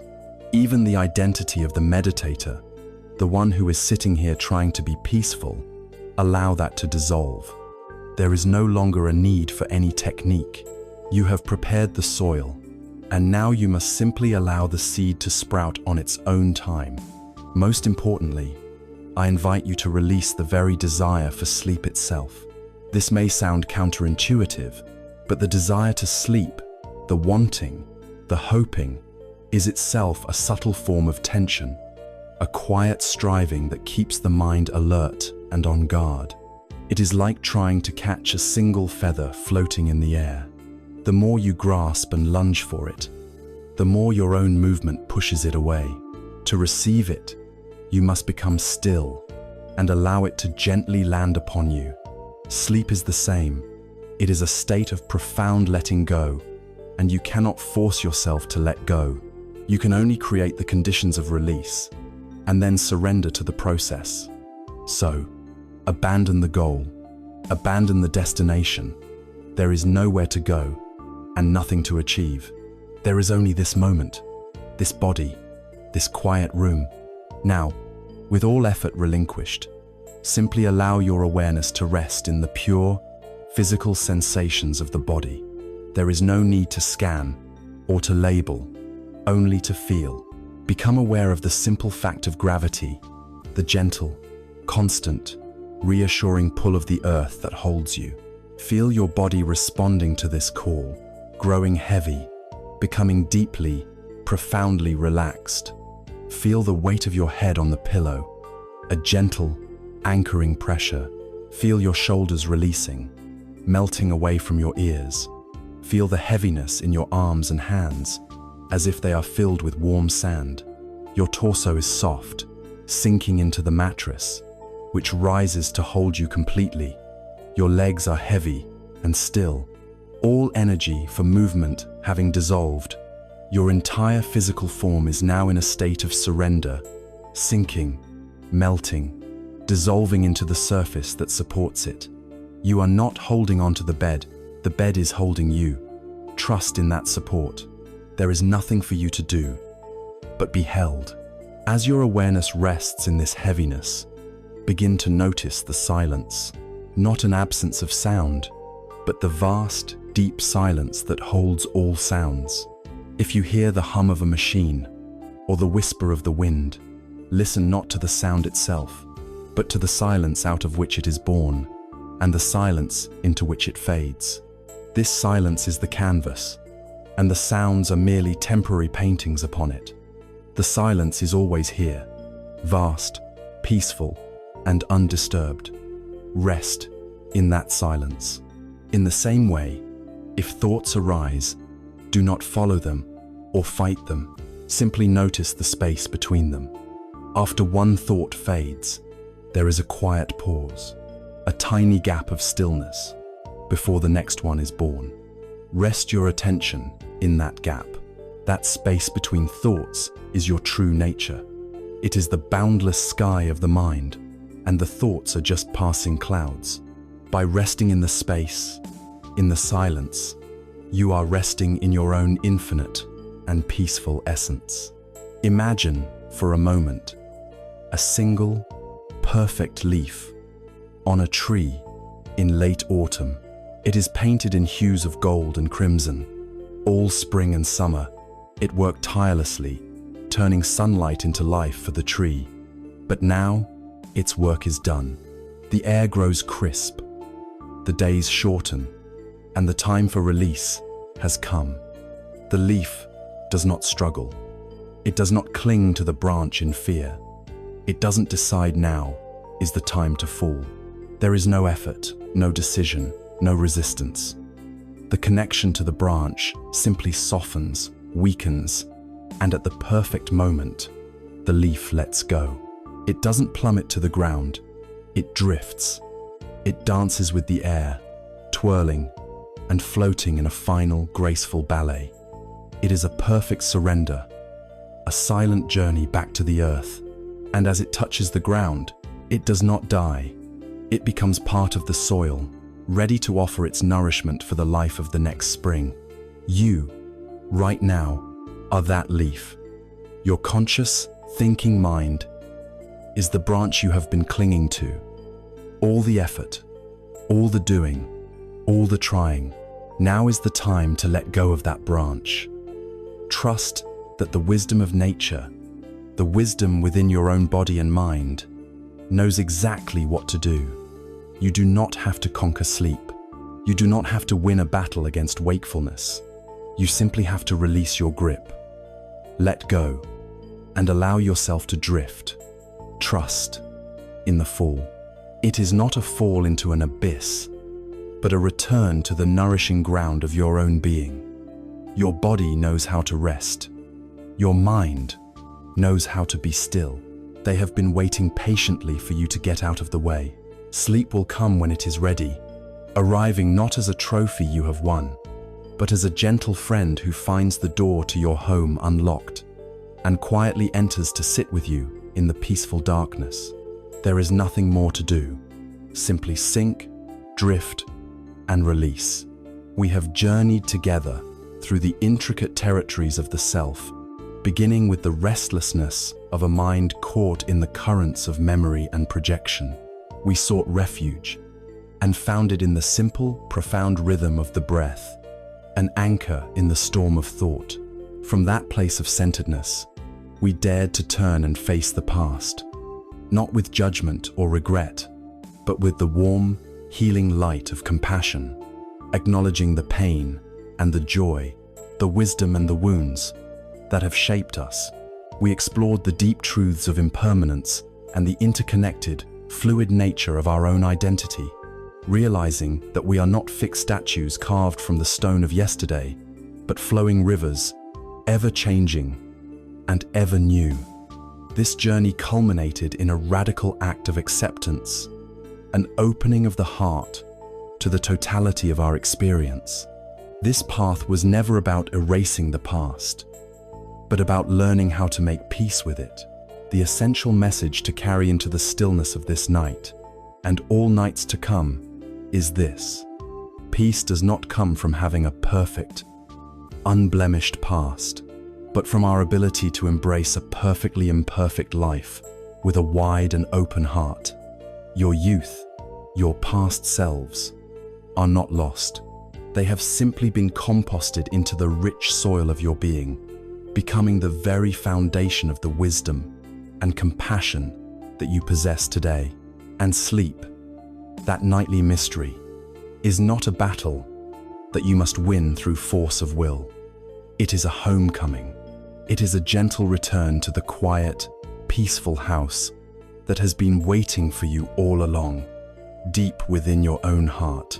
Let this understanding empower you. You are never truly helpless in the face of a sleepless night. You now possess the tools to transform it into a period of profound practice and self-compassion. Every memory that arises, every anxious thought, every sensation in your body, every sound that enters your ears can become an object of gentle, non-judgmental awareness. You are the owner of your inner peace, It is your inherent nature. You have the map, and you can find your way back to that calm center at any time. The journey home is always just one breath away. May you be well. May you be filled with a gentle kindness towards yourself. And may you drift now into a deep and truly restorative sleep. Good night.